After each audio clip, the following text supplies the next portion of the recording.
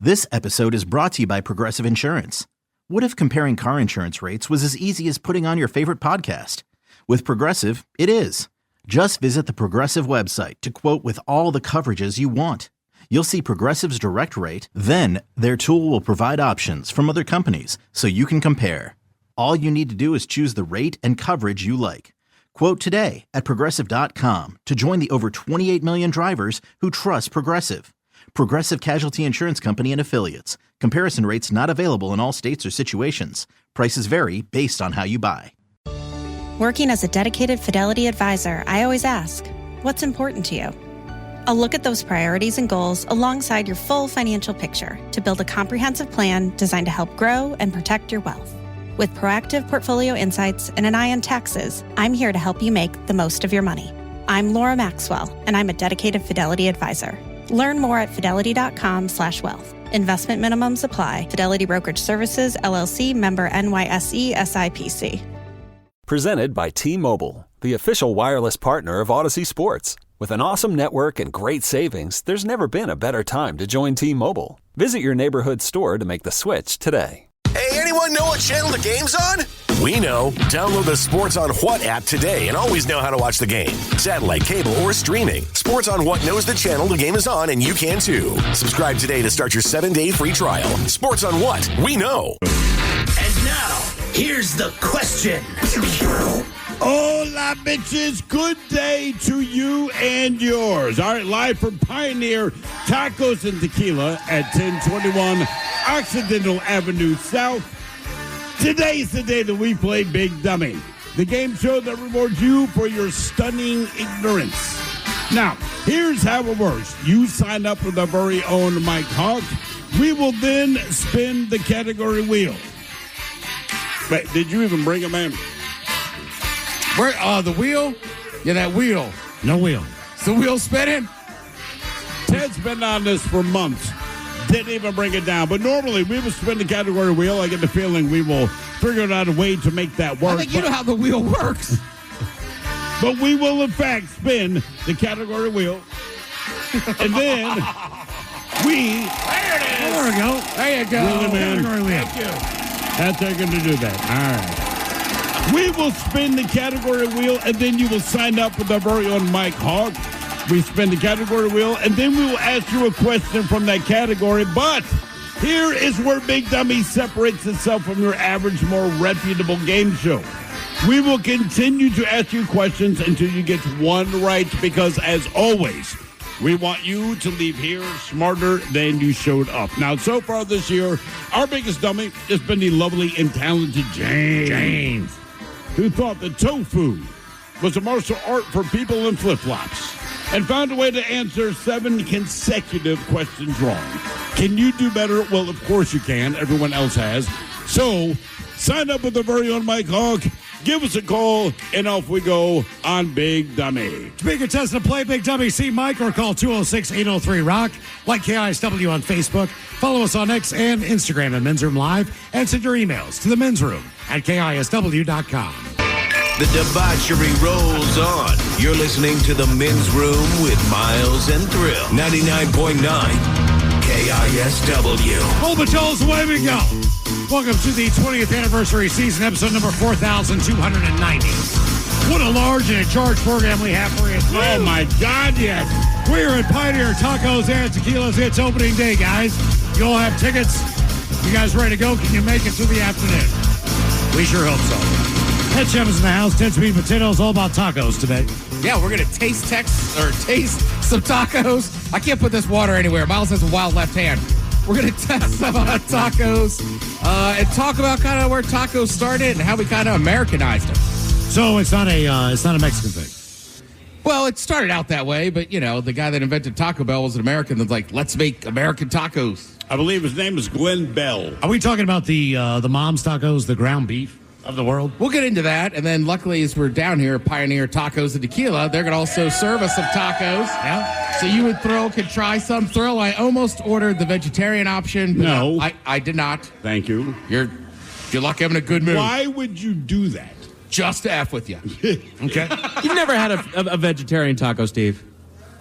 Easy. They can be quite good if you put the right ingredients in there. I've been with a vegetarian, but no, I've never had a vegetarian taco because that's ridiculous, man. By the way, most people don't know this. Tacos apparently been around since 1500 to 500 BC, and in no way did I just discover that today. Right. But Okay. they were not vegetarian to start with. What your guys go to taco order? If you go someplace. Carne asada. Okay. Actually, that's not true. If you have barbacoa on the menu, I'll get barbacoa. How about every time. braised beef? Yeah. Yeah, sure. Carnitas? I mean, whatever. Have you guys ever had a masa taco shell? The way that that's done. No. With the corn flour. That is amazing as well. I do like a good shrimp taco. It depends on, like any good hamburger, tacos, they're all different on what you put on the top. So, for Absolutely. example, if you have a shrimp taco, you're more likely to put maybe like a pineapple sauce on top. Or if you like Maybe a chutney. a beef taco, then you probably want to put Men's Room roasted red sauce on there from San Juan Good Salsa call, Company. Miles. Absolutely. Hold on. I want to grill Ted real quick. I want to grill him real Let's not quick. forget about the goat of tacos, the Choco Taco. Choco taco.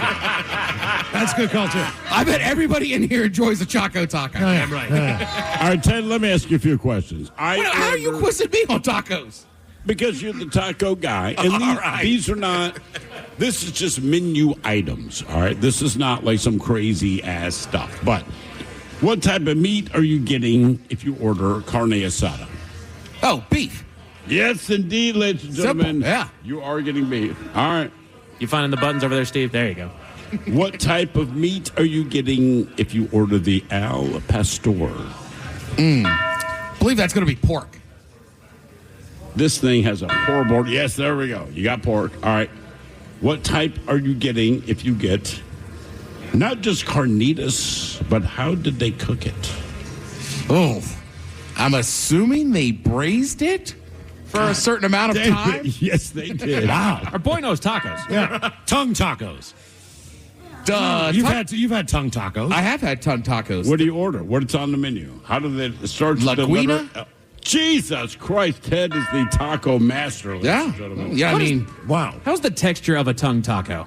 That has always weirded me out, man. honestly, if you didn't know it was tongue, you'd probably eat it and very much enjoy it. But it does look like a tongue. Okay, so yesterday on Who Sucks Less, we Tongue had strips. we had the story of a woman who actually bit off an inch of the tongue of a man who said, "Hey, look, I'll make out with you. It's French kiss Laguna. Just don't put your tongue in my mouth." And he did, and she bit off an inch of his tongue. All right? Yes. Yeah. So I would go out to a restaurant and get her tongue tacos because obviously she has a problem with the texture. Or maybe she doesn't, and she would like it because that's what she eats. I don't think she has a problem with the texture. That's why she bit it and put it in her own Could be. mouth. I still don't Headshot. understand how you're going to make out with somebody and be like, keep the tongue out. That's a weird one. Head Chef is here, live from Pioneer Tacos and Tequila. Hopefully, you guys grab some tacos, grab the Men's Room IPA and some tequila. That's coming up at 4:30. And today is the game day we game. Jesus, today is the day that we play the game known as Big Dummy. Team sober versus team not sober. Have you guys signed up to play? Okay. Our biggest dummy so far has been James. It took James 8 questions to get one right. And as we do when we play Big Dummy, we always like to do a little men's room poll. And the last time we did this, in celebration of today's broadcast, we asked you to pick a walk-up song. What is a walk-up song? It is basically the song the guys play when they come to bat in Major League Baseball, Minor League Baseball. They walk in that way with a WWE wrestling, with MMA fighting, UFC. They have a Boxing. walk-up song, yeah. So your walk-up song could be "What Did the Fox Say?" which is just an amazing banger. "I Will Always Love You" from Whitney Houston, "Baby Shark," or "Peanut Butter Jelly Time." And here's how the results shook out. If you follow us on X at Men's Room Live, coming in at 4th place with 8% of the vote, you guys said "Baby Shark" would be your walk-up song. All right? And remember, one of the guys from the Nationals used that the year they won the title. They did, yep. In 3rd place, Whitney Houston and "I Will Always Love You." 17% of the vote. Okay? 2nd place, "What Did the Fox Say?" Did really well. 20% said, "What did the fox say?" And number one, without question, you guys said your walk-up song, Peanut Butter Jelly Time. Yeah! 55% of the vote. It's peanut butter jelly. That was your winner. Peanut butter jelly. Okay. Peanut butter jelly with a baseball bat. So this week on the poll, it's opening day. We're going to ask you to pick a champion, and you get to pick your favorite champion. So will it be a Mariners World Series? Yeah. Okay. Never happened in the history of the franchise. That would be a good one to check off. You guys didn't even cheer like you thought it's not even possible. I thought there'd be a little more excitement. Right. It's opening A day. Mariners World Series. No? Nobody? Seahawks Super Bowl. Anybody? No? How about a Kraken Stanley Cup? There we go. All right. Or the potential for a Sonics championship. So those are your options on our men's room poll. Mariners World Series, Seahawks Super Bowl, Kraken Stanley Cup, or Sonics championship. Vote now if you follow us on X at Men's Room Live. That I mean, is obviously, the poll. Super Bowls are tremendous, but just for this town and for this fan base, I would vote for a Mariners World Series championship. Absolutely. You know what I mean? It would be cool to have the Sonics back. Sonics, I'm going to assume that announcement will be maybe within the next few months. It's going to happen. Yeah. It's going to happen. Yeah. I don't know, man. Look, I'm a football fan first, primary. I get it. But I will say just how the entire city reacts to when a football championship over baseball is so different, right? And I think part of it, because unlike NBA or MLB, Super Bowl, you get one shot, right? So even if you have a bad game and you still win, it matters. Anything else, Right, NBA, MLB? Well, I would not know. I've never been in a town that's won a World Series. All right, thank you. I have. I'm not sure. When? The Baltimore Orioles in the year. Well, they have, but I'm just saying, like, all right. No, that's just a question you asked me. Was that 84? Right. It was a long time ago. I just happened to be alive. I can remember we beat the Philadelphia Phillies, beat us in the first game. We won the next four, and it was awesome. It was great. But I will say the celebration was a lot different than when the Ravens won the Super Bowl. The entire city poured out. Yeah. There's just something different about football. Oh, yeah.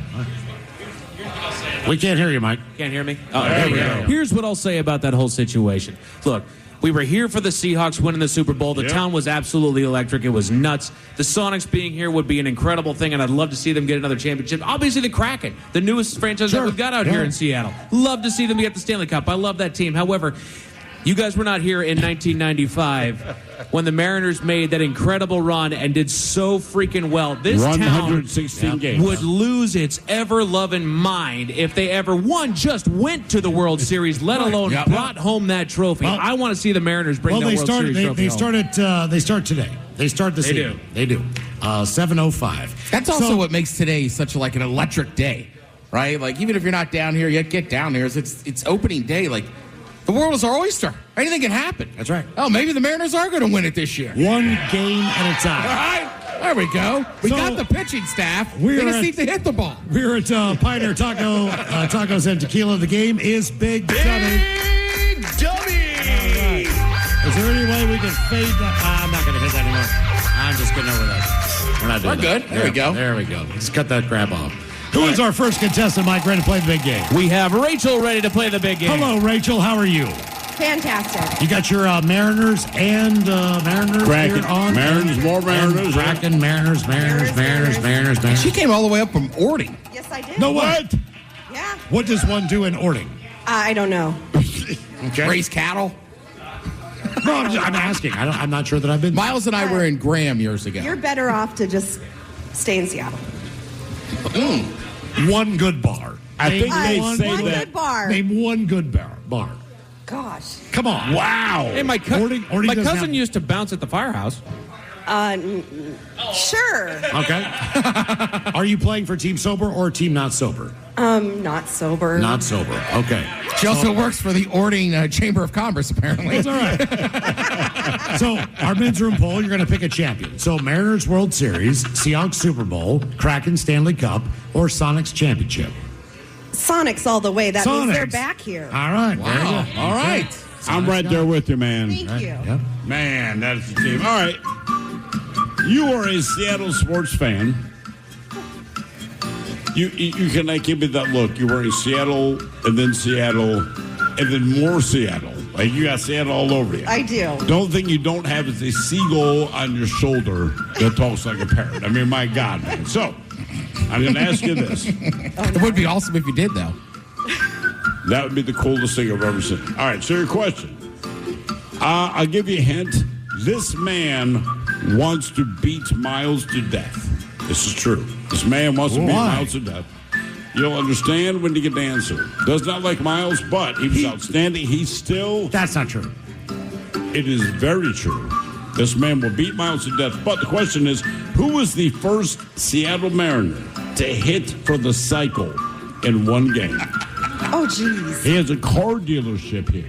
I'll give you that. Well, he used to. He used to work for a car dealership. They had big ones. I honestly... He says, call him the bone. No one is smoother than... I don't want to be one and done. No. It's the bone. Yeah, it is the bone. There you go, Junior. Why does he want to beat my ass? You talk S about him all the time. No, I don't. You might not know this, but Jay Buhner would come in to cut commercials at our studio. And every time Miles saw Jay Buhner, Miles would give Jay Buhner about crap, everything he didn't do. No, I didn't. So what I said was... Yes, he did. I said, I have your rookie card. You were once a New York Yankee. You could have won World Series. Do you have any regrets?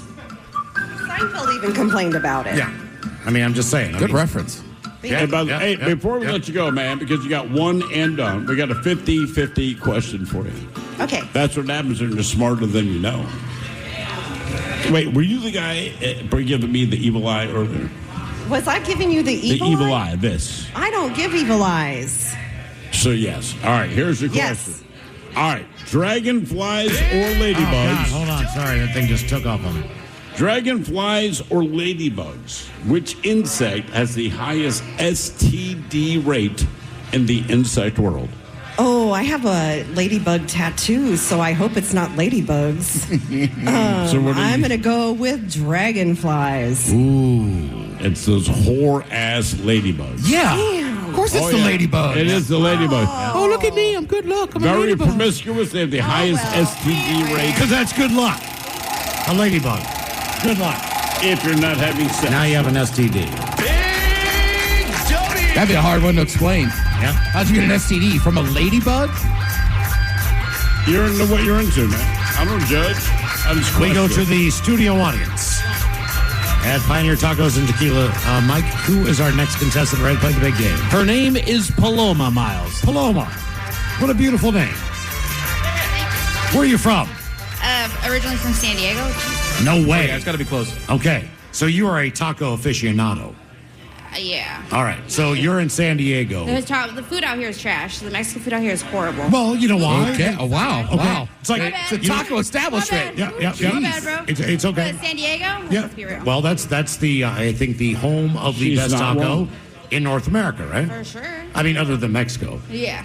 But yes, that makes sense. So, like Chicago pizza, if you like that, you come to Seattle and you go, wow, Yeah, San the Diego's Chicago beautiful pizza people, too. is terrible here, but because you're not in Chicago. Yeah, no. So that works out. Okay, so our poll: you got to pick a champion: Mariners World Series, Seahawks Super Bowl, Kraken Stanley Cup, or Sonics Championship. Sonics, for sure. Sonics, All again. right. On the You know, I I will don't know say, what it is, man. Joey on Twitter brings up a good point. Like, the Sonics did win a title once before. Yeah. They The did. Mariners are the only one that never win one. I get it, man, but there's something about it. When I moved out here 20 years ago, going to a Sonics game meant more to me than any of the other sports. Hard to explain, but like you're absolutely engrossed in them. And then they left. So apparently I'm your Yeah. bad luck card, and I apologize. Well, also the fact that growing up in or spending time in Baltimore and D.C., if you are not a Wizards fan, then you really didn't have a team. If you weren't a Capitals fan, you really didn't have a team. Wizards fan. So now I'm a Kraken fan, and when the Sonics come back, I'll be a Sonics fan again. So yeah. I grew up outside of D.C. Not a lot of Wizards fans. There's just not. All Maryland right, basketball. Paloma. Doesn't your name share the name with the drink? Yes, Yeah. tequila and grapefruit. Are you drinking I one? was going to ask what's in it. Agree to that. It's close enough. All right. As for the drink that's a hill, it's a cider Jack Daniels with a beer. The hill. Wait, what? A hill. It's a beer with a cider Jack Daniels. All right, Paloma, here is your question, my friend. Who was Sherlock Holmes' arch enemy? My bad. I won. I don't know. One and done. No. Ding. No idea. You guys have any idea? No. Would that be Professor Moriarty? My God, Mike, you are correct. It was, in fact, Professor Moriarty. All right. Paloma, before we let you go, who was Dracula's arch enemy? This guy was hunting Dracula down. He's the only guy that knew that Dracula... I don't know, Blades. Not bad. God, I hit the wrong thing. No. See, I win. That's right. Was it or something Van Helsing? Van Helsing. Would you have accepted garlic? Well, yeah. No. Yeah. Paloma, what are you doing? You're not done. I hit the wrong button. He keeps hitting correct, but you haven't gotten one right. Right. Ding. He's like the umpire, keeps yelling ball, and it's like, that was a strike. My bad. All right, Paloma. What do you think about chickens, roosters? Think about what they look like. Okay. All right? They do not originate in North America. From what continent do you believe that chickens/roosters originate? South America? Asia. No. No. Hence the year of the rooster. Okay. Or year of the cock, as I like to say. I'm going to give you a multiple choice question, right? It's baseball season. You got this. You get one Multiple right. choice. Come on, you got choices. We made it 25% no matter what. All right, so everything is corporately sponsored now, right? So how many Major League Baseball stadiums do not have a corporate sponsor? Is it 4, 7, 8, or 11? 7. I know you guessed, but you're right. All right, so those parks are Fenway Park, home of the Boston Red Sox. Okay. Wrigley Field, Chicago Cubs. Before anyone says anything, the family name Wrigley pays for it, not the company. All right. Dodger Stadium in L.A. Angel Stadium, also in L.A. Oriole Park at Camden Yards, baby. Right. Don't ever get a corporate sponsor for that one. Yankee Stadium, Nationals Park for the Washington Nationals, and finally, Kauffman Stadium. And Kauffman Stadium is my next question. Nice. All right. Opening day, we are live from Pioneer Tacos and Tequilas. More of Big Dummy coming up. You are listening to the Men's Room. Hey, it's Gemma Spegg, host of the Open Mind original podcast, Mantra. Every Monday, I'll bring you a new mantra, a simple yet powerful phrase to help you clear your mind and stay grounded amidst the chaos. I'll also share some personal stories, journal prompts, and a weekly challenge to bring each mantra to life. Follow and listen to Mantra, an Odyssey podcast in partnership with Open Mind Studios, available now on the free Odyssey app and wherever you get your podcasts. Always live on the free Odyssey app from the Pinky's Plumbing Studio. You're in the men's room. Text the guys at 206-803-ROCK. So, game starts at 7:10 tonight against the not Oakland A's, not the Sacramento A's, but just the Athletics. That is so weird. That is crazy. Just call them Sacramento for a couple years. I mean, until they get the stadium built in Vegas. Why not? Yeah, exactly. What's that make Sacramento feel like? Used. Yeah. Oh, we're the state capital. Exactly. Rat City, Sacramento. Logan Gilbert taking the hill tonight for his first career opening day start. All right. Also, some highlights if you're headed to the game tonight. Ichiro Suzuki will throw out the ceremonial first pitch. Nice. Part of the countdown to Cooperstown. Do you guys know how many Mariners are in the Baseball Hall of Fame? 3. Can we name them? Anybody? So you got Junior, right? Right. Edgar? You got Edgar, right? Sure. And now you've got Ichiro. So he will be the third when he is inducted. Yeah, exactly. All right. The Head and the Heart, they're going to do the national anthem. Ted, you're a big fan of music. Head and the Heart, do you know them? I love them. Listen to them all the time. Yeah. And I love that one song, man. Just Yeah, it really gets me in the head and the heart. Also, the Mariners will be honoring Cal Raleigh tonight. Oh, my God. And Dylan Moore, because they won Gold Gloves. One as a utility player and obviously as a catcher. So that's all going on tonight. Also, Ted, you'll be excited to know the U.S. Navy doing a flyover before the game. Oh, excellent. We got jets? Yes. Helicopters? Exactly. So that's all on tap.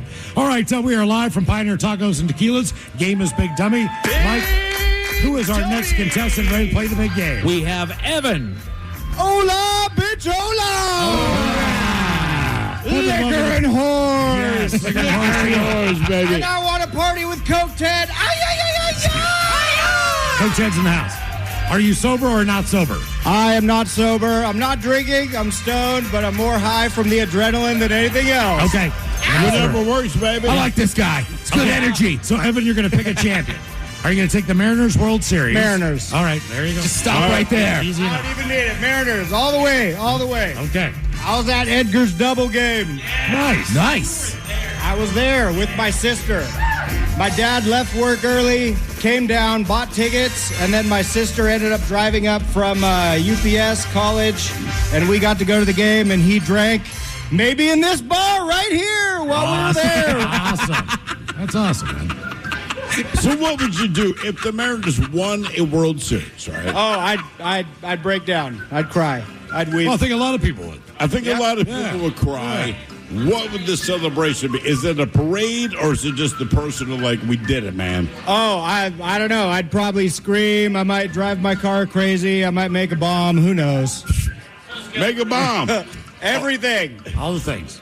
All the things. Yeah, cry, set off fireworks. Yeah, exactly. Blow your hand off. Howl at the moon. Lose a couple fingers. Hug strangers. Yeah, of course. Invite your neighbors over for a change. Can't believe we did it, man. We did it. All right, my Mariners, man, there's a question for you. And what year did the Mariners begin play at Safeco, now T-Mobile Field? That was the year 2000.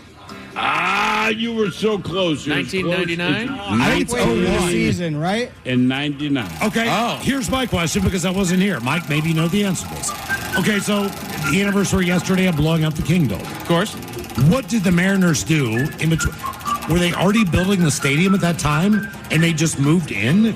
Or because they didn't replace the site? Right. So did they just move right into the new ballpark? I was so young at the time, they might have gone over and played at the Huskies. So the Seahawks, hang on. They did do that. The baseball stadium was already built. Okay. And then the Seahawks played a couple seasons over at Husky Stadium. Okay, all right. Correct. Okay. The Kingdome. We weren't here. We weren't here. So, like, I didn't know did they have like a transition thing where they played at Rainier Stadium down in Tacoma or, any of that? I can't remember exactly how it went. They did about half the season, and then they moved over. Okay. All right, July Mariners 15th. I believe that July was 15th. A-Rod's last year, I think. Yay! Pretty sure. Griffey left the year before, so I don't even think he played a season in Safeco as a Mariner. Damn. Well, until he came back. Yeah. Okay. All right, Mariners fan, your question. Who threw the Mariners' first no-hitter? First no-hitter was... I don't know why I keep throwing that, man. My bad, dude. I get excited on that wheel. It's the guy who threw the spitball, Gaylord Perry. He threw a knuckle. The big unit, man. big unit, Randy Johnson. Randy. This is terrible. Your girl and your Johnson. Randy Johnson. The man that exploded a bird. If he wasn't that good, it sounds like a fake name. But he did win a World Series for the Diamondbacks, right? Okay, so a lot of ex-Mariners won World Series, Miles. Thanks for bringing it up. I'm just saying. All right, now listen, we are at My ex got Pioneer married too. Taco and tequilas, right? Taco and tequilas. That's what we hear about. So let's ask some questions about tacos. Oh, boy. And tequilas. Not just to make you feel good, not just that you have to explain to your wife the next day what you don't remember. But here's my question. It's multiple choice. What does the word taco mean? If you translate it from Spanish taco, does it mean eat with love, eat with friends, sandwich or light lunch? So eat with love, eat with friends, sandwich or light love. What does taco? I'm going to go with sandwich. I'm going to go eat with love. I get to eat small. Miles is correct. Taco. Eat with love. Eat with love. Grab some. Yeah. A That's sandwich. why the term is transcended. A sandwich would be a torta. It makes so much sense because everybody loves tacos, right? Everybody does, man. Damn. All right. I got one for you. I feel like you know this, man. I can see it in your soul. Me too. What jersey number did Ken Griffey Jr. wear while with the Seattle Mariners? He wore 24. 24 is correct. Nice. Nice work. Game is Big Dummy. Live from Pioneer Tacos and Tequila. Mike, who is our next contestant ready to play the big game? We have Cole ready to play the big game. All right, Cole, step on up. Cole, where are you from? From here, Tacoma. Oh, good. All right. I was born in the city of Seattle. How many opening days have you been to? A handful, 4 or 5, You have probably. been? Yeah. Okay. Typically, these things are during the day, so it's actually nice that we get a chance to broadcast and maybe go to the game later. Yeah, absolutely. But that's very cool, man. Yeah. Let's see. Championship: Mariners, Seahawks, Kraken, or Sonics? I got to do the Mariners. I've been a baseball fan since I was a kid. They were the first team that was my team, so I've been waiting my whole life for something like that. I hope it happens. Me too. I'm not in my life. not going to hold my breath, that's for sure. Exactly. Unless you got big lungs. Big lungs. All right, here's another question for you. It has nothing to do with baseball. right. Nothing to do with any of that. What do the letters FFA stand for as in the youth organization? The FFA. FFA and what? Just in FFA. general. It's like a youth organization. Yeah. People could do it in high school. It's Future Farmers of America. Oh, there we go. One and done. Nice job. One and done. That's exactly right. All right, hang on before I let you go because you're one and done. You're that smart. Make sure you brag to anyone you know you're that smart. We got a one and done question for you. You got a 50-50 shot on this, all right? So dragonflies or ladybugs?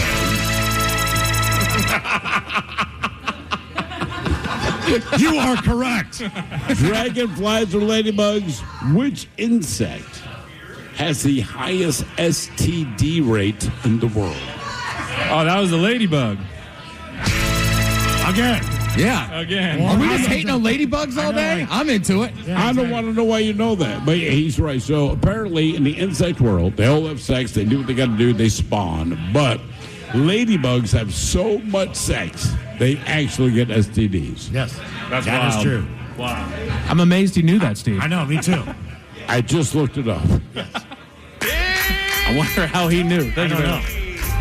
Mike, who is our next contestant ready to play the big game? We have Kelly ready to play. Hello, Kelly. Hola, Picholas. Hola. Kelly, are you sober or not sober? Not sober. Not sober. Good for you. I think Okay. Kelly just put down a shot. I know. Oh, no, it's still there. All right. Kelly, that is an awesome jersey.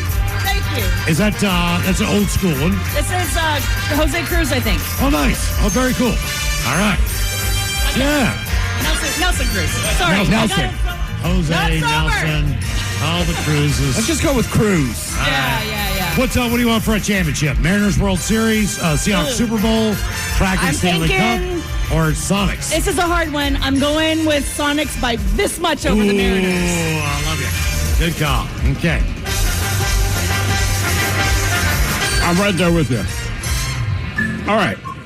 I'm going to ask you a question before you answer because you're going to want to spout off, and I know that. And I'll let you know who it's not.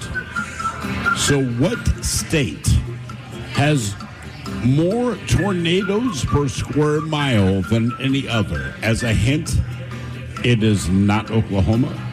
It is not Kansas. It is not Texas. I know this. Iowa. Not a bad guess. It's a terrible guess because it's wrong. Is it Arkansas? No. Ha. Arkansas has the Is it least Missouri? teeth per capita. No. You have a place where relatives live. Oh, God. Florida? Florida. No way. Florida has more tornadoes. Yeah, oh, absolutely. That's why we went to multiple choice. All right, I'm being mean. That's a difficult question. All right. Do you watch movies? Baltimore girl. I'm a Baltimore girl. Oh, you really? I am. I was wanting to kill the mic so we could toss some smack off on the side. Give me some of that. Yeah. All right. I'm in a different world It's now, been man. a while. We got it. All right, Baltimore girl. Ooh, okay. Multiple choice: Rambo, John Wick, Jason Voorhees, or Thor. Which movie character has the most on-screen kills? On-screen kids. On-screen kills. Okay. No, kills. Kills, not kids. Don't make John it Wick. sweet. Well, I mean, there's 3 minutes. John Wick. Oh, it's not John Wick. It's not. He should be. Hold on. Rambo. Just because he put it in there, I'm going to say Thor. Thor. It is. Really? Now, just, Thor on screen. 1,269 kills. That's on screen. All with a hammer? That's a big hammer. Yeah, no John kidding. Wick is number 2. 503. I'm sorry, Rambo, number 3. Okay. So I was close. All right. John Wick. Who's in the top 3? John Wick has 306. Jason Voorhees only 160. But believe it or not, the number 1, Thanos, because he killed half the universe. I'm not going to be dead honest. Well, they gave the equation.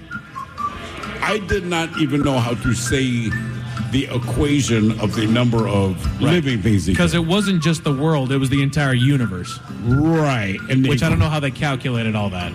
But they do.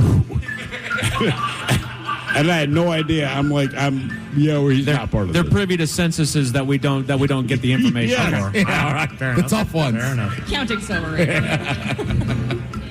All right, my friend. All right, let's go. There goes that wheel. Can't go. We can't go. Stop. Spin it. Spin it. You got the Mariners jersey? I'm going to ask you a Mariners question, my friend. Okay, let's try. Who played center field in the 1999 season? Center field.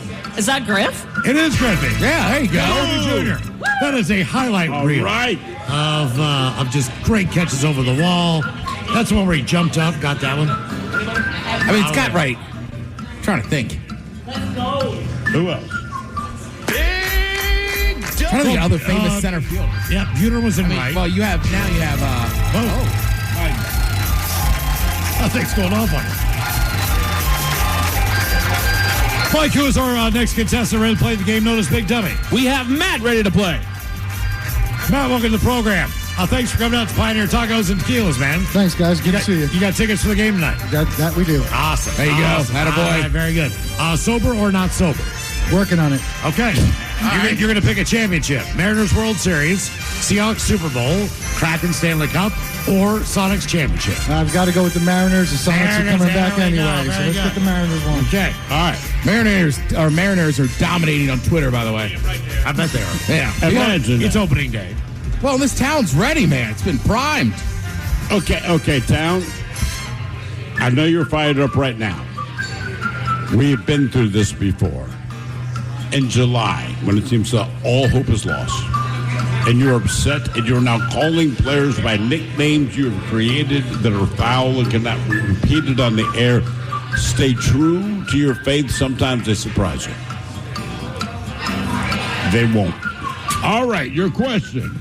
That was the worst pep talk ever in baseball history. That's why you're not a coach, Steve.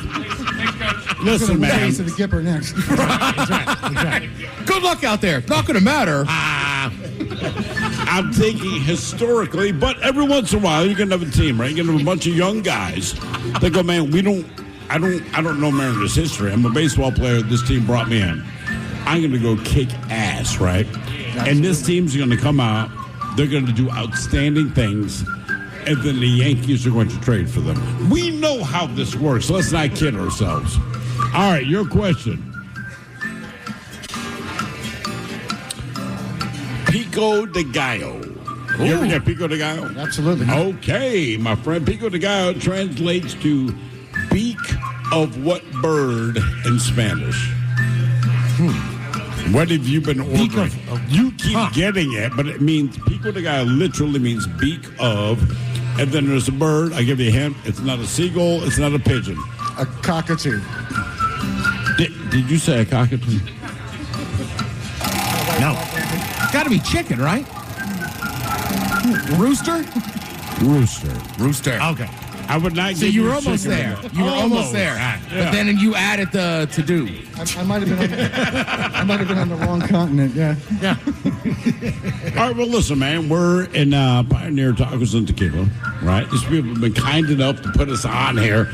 So here is my question for you.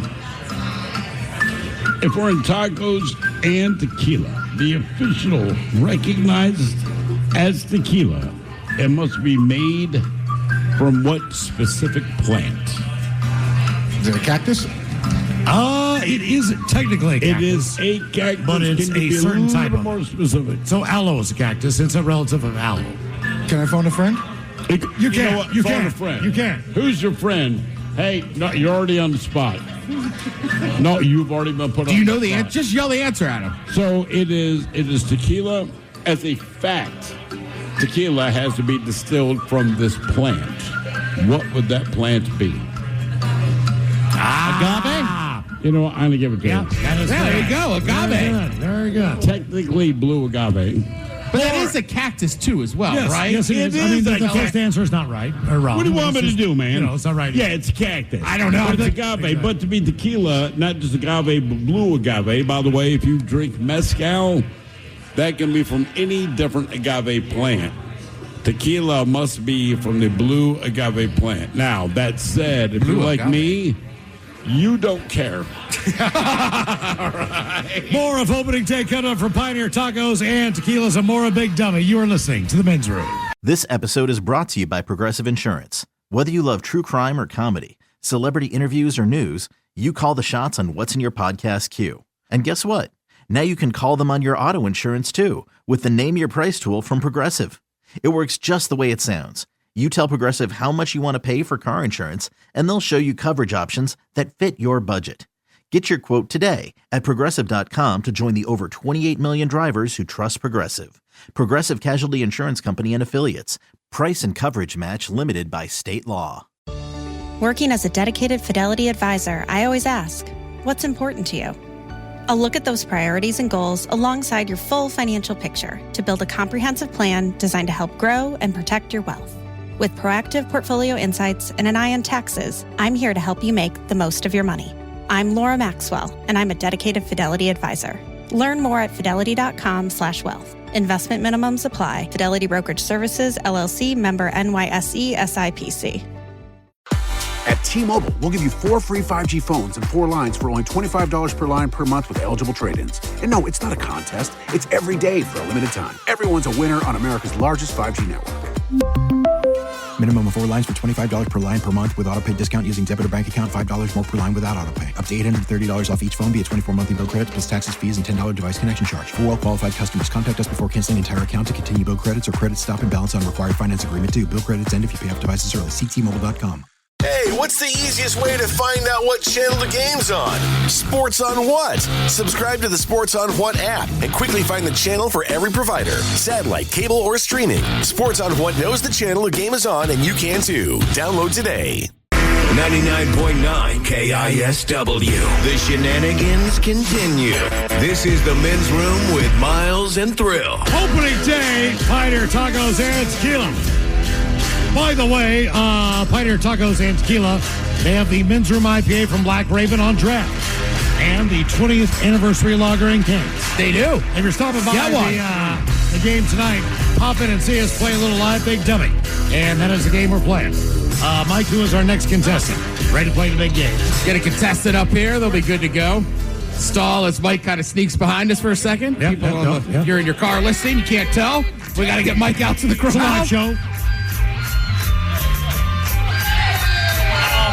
We have here we the go. one, the only, ladies and gentlemen, from Pioneer Tacos and Tequila, Ryan Castle. Ryan Castle's in the house. I got Danny here to help me out too. Are you on Team Sober or Team Not Sober? Team Not Sober. Okay. Now, as far as a champion, Ryan Castle. Hey, let me hear for Team Not Sober. You're wearing a Mariners shirt. Would you prefer a Mariners World Series? A Seahawks Super Bowl, a Kraken Stanley Cup, Or hair on your head. or a Sonics championship? Honestly. Can I get the options one more time? Okay. Mariners World Series, Seahawks Super Bowl, Kraken Stanley Cup, or a Sonics championship. Which one are you taking? Kraken Stanley Cup for sure. Really? Well. I was thinking the basketball team. Now, look, this is nothing against the Mariners. The Mariners have their shot. They have their shot every year. It's up to them to get their S together, right? They know it. They've had a team. The Seahawks figured it out. Took forever, but then they did it. The Mariners, same position. But the basketball team and the hockey team, like, that would be unprecedented, in my opinion. Unprecedentedly cool. I think a Mariners World Series would be amazing, but it's never going to happen. Well, the thing is, we're kind of... It's opening day. Yeah. So one day we Come can on, be how have you optimistic. already poo-pooed on it, man? Come on. It's day one. 10. But you're right. Expectations lead to disappointment. That's the problem with Mariners fans. Like, you Sure. expect Yeah, something, yeah. and then it doesn't happen. Right. Well, one game at a time. And you, tonight Al. is the first game. Thank See you. what happens. This could be our year. There you go. Okay, Ryan on Team Not Sober. All right, Castle, since you've shown so much faith. I'm in the sorry, what? Mariners, you've shown so much faith in the Mariners, at least as much as we all have. Edgar Martinez. We had this man on our show. He is the kindest, gentlest, most genuine human being you can talk to. However, that said, Makes great tacos. Makes great tacos. We got questions about tacos, brother. Makes better I know. mezcal. What? He Yes. makes better mezcal. Honest to God. Of course you know He was that. Zachariah. Zachariah? I don't remember the name of it, but I've been to his cantina. Yeah, they call it Boy, the Zach. I definitely drove the train off the tracks with that one, didn't I? No, I've drank mezcal with Edgar. He's a great guy. Is there anyone that you have not drank alcoholic drinks with? He was coming I out just feel like with every his time you own bring someone up, mezcal. like- They invited us to go in Bellevue. We went there. We drank the mezcal. Yes. I was there. Yes. I don't remember. I blame the mezcal. I'm going to say it was good mezcal. I think at this point, just stop asking if you were there. Like if Miles or Thrill says we were there, you were just there. nod your head. We were there. Dude, I do that with my wife sometimes. She was like, of course we were. And I was like, oh, God, I shouldn't have asked that question. Never asked that question. Dude, I found that I just asked Ted, I've realized in the last year and a half, someone will bring up a bar or an establishment, and I'm like, I've never been there. And Ted goes, dude, we were there together. So now when it comes up, I just say, Ted, have I been there? And he'll do the, no, or, yeah. That's right. Look, man, the older you get, just live your life. Ask me a question. Ask me a question. Let's put the train back on the tracks here. God, I hate bosses. What position? Doggy style. We're still on the air. What position did Edgar Martinez originally play before becoming the team's full-time designated hitter? I'm going to guess first base. I would say third or catcher. I don't know. He's What do you third guys base. think? First or Third third? base. All right. Okay. You saying first? What? No. 2 buttons, dude. Let's focus. Oh, look, I won. Let's focus in. You're out. He played third base. Edgar Martinez played third base, believe it or not. 2 buttons. What is the get this on track. fifth Win. position I in hit pie? the wrong one. All right, your question. Again. In 1989, from what team did the Mariners acquire Randy Johnson, the big unit? What team did, and I'll give you a hint. The team does not exist anymore. Oh, Montreal. He won't get it. Is this a French-speaking team? We chef. Oh, was it Montreal? Oh, it was. There it is. Amazing. Castle. The Montreal Expos. Amazing baseball knowledge. I could not say another word in French. I'm glad that's what you said. Yes. I am look so at that. smart when I have a smart friend next to me. Thank you, guys. Look at that, Danny from the For the Daily Mix Show. Morning Show. What's happening, Danny B? My money says Danny will do better than Ryan Castle did. I don't know. Come on, Danny. I sometimes think that tequila helps him more, so. Right. Yeah, that was an example of tequila helping right there. Danny, are you on team sober or team not sober? Oh, team not sober. Okay, good for you. Atta boy. All right, Danny, pick a champion. Mariners World Series, Seahawks Super Bowl, a Kraken Stanley Cup, or a Sonics Championship. Mariners all the way. Mariners. Yeah, let's go. There you go. Okay. All right, Danny, based on that, Yep. I know you're a Seattle fan. Sure. So I'm not going to ask you any questions about Seattle sports. Thank God. I'm just going to ask you random trivia questions. Okay. All right. I feel like you'll get this, and it'll piss me off if you do, but here we go. What board game introduced the world to, this is a trademark, Pop-O-Matic dice? What board game introduced the world to Yahtzee. Pop-O-Matic dice? Was it Sorry? No, it was Trouble. Trouble. Everyone knows what it is. You're just not sure which one was first, but Trouble. Okay. That's fair. It's like rolling the dice by slapping your hand. What an incredible creation. Somebody made $1 million on that. All right, Danny. Yep. Your question. What nursery rhyme is about people dying of bubonic plague? It's a nursery rhyme. We've seen short children. Oh, Mary had a little lamb, of course. Now, Ring Around the Rosies. It is Ring Around the Rosies. Ring Around the Rosies. I thought that one was about... Ashes, we all fall down. I thought that one was Mary about... Had a Little Lamb was about a tremendous Greek dinner that Mary was preparing, yes. That's fair. Yeah. It was a Euro, actually. I thought it was about Rigworm. Ring Around the Rosie. Jesus. Makes more sense. Yeah, it does. It really does. It does. Oh, sorry. I guess it's better. It's about the plague. A lot of French questions today. You don't write nursery rhymes about ringworm, Ted. And they Ring Around the Rosie? And they write no new ones. I've discovered that in the world of nursery rhymes, when you do the research, none of them are positive. All of them are horrible, terribly tragic. Do not sing this stuff to your children when they go to sleep. That's why kids are what you're soft. saying is, go to sleep, you will die. Yeah. That's basically every nursery rhyme. All right, Danny. If I die before I wake, I hope the Lord write my soul to take. Yeah. I went to always bed thought every night. it was one more piece of delicious cake. That's just me. I'm gluttonous. If you I had die nicer before parents. I wake, one more piece of delicious cake. All right. All right, Danny, your question. What TV show takes place in the fictional city of Quahog, Rhode Island? Mike, I know you know. Quahog. What? Quahog. It's Rhode an Island. Animated TV show. Come on. Family Guy. There you go. There you go. I got one. Nice. Nice Danny work, B man. from the Daily Mix Morning Show, everybody. Very good. Game is Big Dummy. Mike, who is our next contestant ready to play the big game? I am figuring that out as we speak here, Miles. Looks like our buddy Chris wants to play. All right.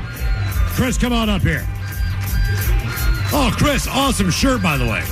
Thank you. I did not make it. That looks like unofficial rock merchandise celebrating definitely the is, with the baseball Seattle theme. Baseball team. I think it's Seattle Mariners inspired rock tee. There Yes. you go. I like the verbiage. Inspired. That's legally acceptable. That's what we call team language, boys. That's team right. language. That's how you avoid a lawsuit. That's right. There you go, Mariners. Unofficial. Chris, are you sober or not sober? I am not sober All legally. right. Chris, thank you for coming down, man. Ah, truly, always a pleasure. Okay, you're going to pick a champion. Mariners World Series, Seahawks Super Bowl, Kraken Stanley Cup, or a Sonics Championship. Torn between the Mariners and the Sonics. Such a Sonics fan. I was fourth grade when they won, but I think I'm going to have to go Mariners since the Sonics Okay, have all right. theirs. Well, based on time, that makes the most 50 sense, right? years. Yes. All right, Chris, you're a Mariners fan? Kind of sure. Why not? Good enough for me. The Mariners, they were an expansion team. So the Mariners joined the majors in 1977. What I hate to say out loud is that I was 8 years old. This is not history to me. This is life. Anyway, they joined the majors in 1977. They did not have a winning season until 1991.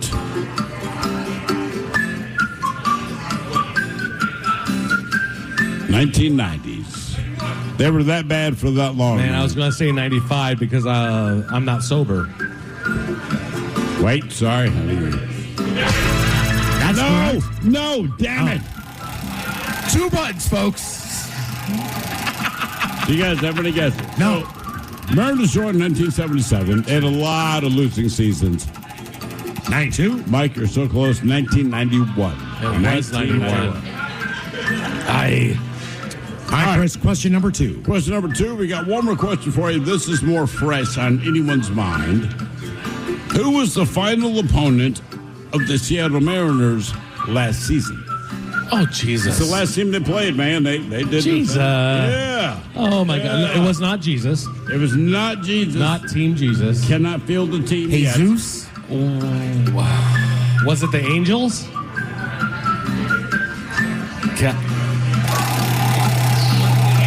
Not the Angels. The A's. You're playing them again, baby. They were still in Oakland at that time. That is right. I remember that because that was a big deal. A team without a city. Yeah. Wah, wah. That sucks. I mean, you don't want that to happen to anybody. Like, you know, if you've been in a city where you've lost a team, that It's sucks. the worst. It really is. It really is. Wow. All right, question number 3. All right, your question. Only 2 United States presidents have served 2 non-consecutive terms, right? So they haven't been elected twice. It's not in a row. One was Grover Cleveland Steamer. Who was the other?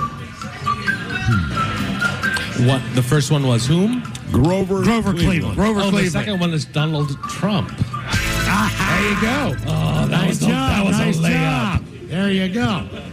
All right. The game is Big Dummy. Piner, tacos, and tequila. Who wants to come up here and play the big game? Come on, get your hands up here. There we go. We're asking deep questions that hit hard. There's no question about that. Yeah, I respect that. I like the hard-hitting ones. Well, man, we're known as a very intellectual show. In the 20 years we've been here, we're the most intellectual show that's ever been brought forth. Think we have a new contestant? Yep.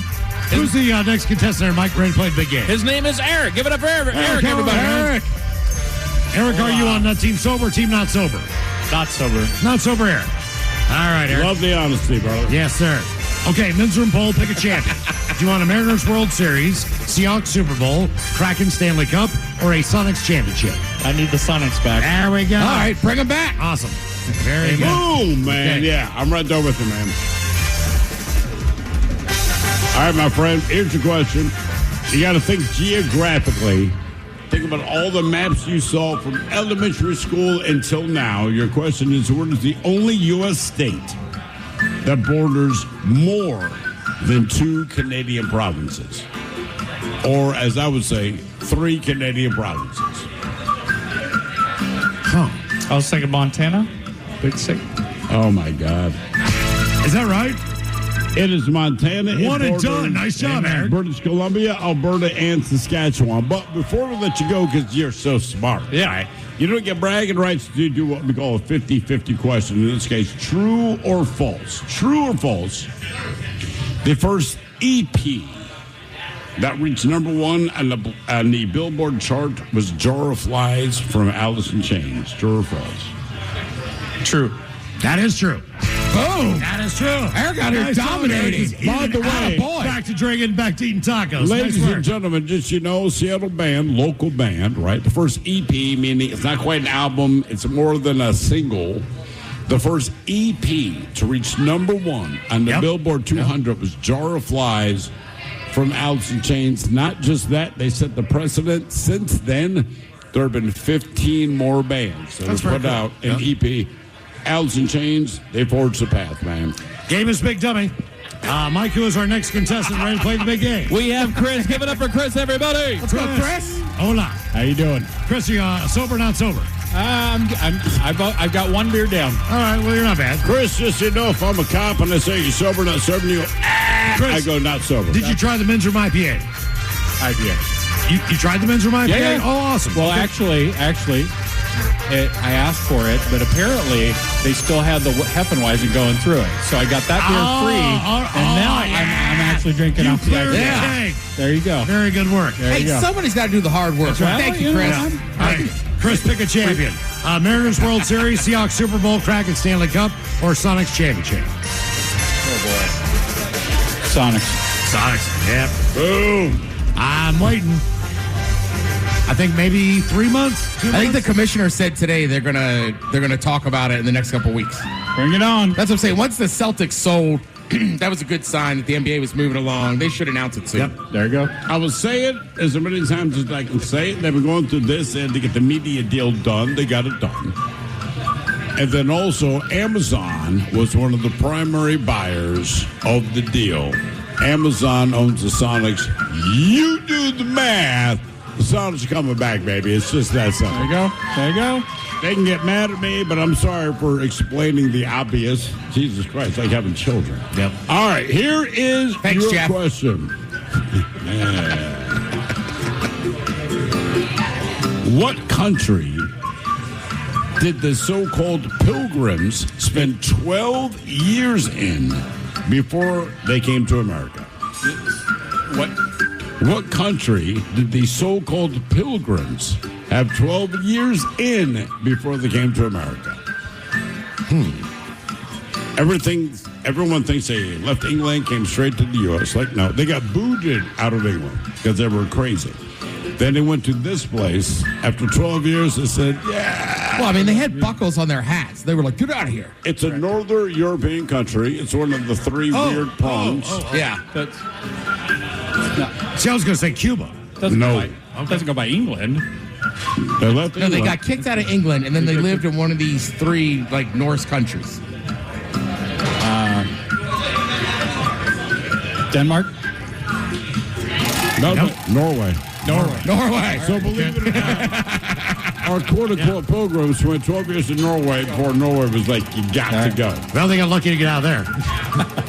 All right, your question. In the game of pool, what color is the 5 ball? The which ball? 5. 5. Blue. That's the 2 ball. Red. 5 is red. 5 is orange. Orange. 0 for 2 here. That's all right, Chris. You're doing the hard work, man. You're emptying that other keg. All right. All right, your question. The dish pad thai. The food pad thai originates from what Asian country? Thailand. Okay, boom. That's what happens when you have a menu. Very good. More of Big W on the way. We are live from opening day, Pioneer Tacos and Tequilas. Thanks, guys, for coming out, man. Head Chef's coming up as well. Talking tacos. You're listening to The Men's Room. Hey, it's Gemma Spegg, host of the Open Mind original podcast, Mantra. Every Monday, I'll bring you a new mantra, a simple yet powerful phrase to help you clear your mind and stay grounded amidst the chaos. I'll also share some personal stories, journal prompts, and a weekly challenge to bring each mantra to life. Follow and listen to Mantra, an Odyssey podcast in partnership with Open Mind Studios, available now on the free Odyssey app and wherever you get your podcasts. Always live on the free Odyssey app. Text the guys at 206-803-ROCK. From the Pinky's Plumbing Studio, you're in the men's room. Opening day, Pioneer Tacos and Tequila. Down on Occidental. We all good, getting some tacos, getting some tequila. Head Chef is coming up in minutes. Talking tacos. Talking tacos? You guys get to eat some tacos. What, you make tacos at home? What do you make? Are you doing tried and true ground beef? Do you get fancy? Like, what do you do? Actually, I don't think I ever make ground beef tacos at home. I usually use my crock pot chicken recipe. Ooh. And then you make, it's kind of like braised chicken, or sometimes they sell pork taco meat already made. You warm it up. I see. So you're not going to do your pork shoulder and make some pork tacos. You know what's funny? I could do that. It's a different seasoning, though. It is. When I make pork shoulder, it's a little closer to a barbecue. But you know what? American barbecue tacos. Okay. By the way, if you're stopping down before the game at Pioneer Tacos and Tequila and joining us for a little Big Dummy, Men's Room IPA is on tap. And we have the Men's Room 20th Anniversary Lager in cans as well. Now, if you're headed to the ballpark tonight, just know, look for the bright yellow can of Men's Room IPA from Black Raven at the All-Star Club. Also, Club Level Bar 243 and 132 The Natural. Those are the places we know so far carrying the IPA in T-Mobile Park. So if you're heading to the game, you can't stop by here, at least pick up one. All right, the game is Big Dummy. Mike, who is our next contestant, ready to play the big game? We have Josh ready to play. Give it up for Josh, everybody. All right, Josh. Woo! Go, Josh. Thank you. Josh, are you on Team Sober or Team Not Sober? I'm working on Team Not Sober. Good for you. Everybody, Josh. Josh, don't worry. I don't believe we've had one sober player all day.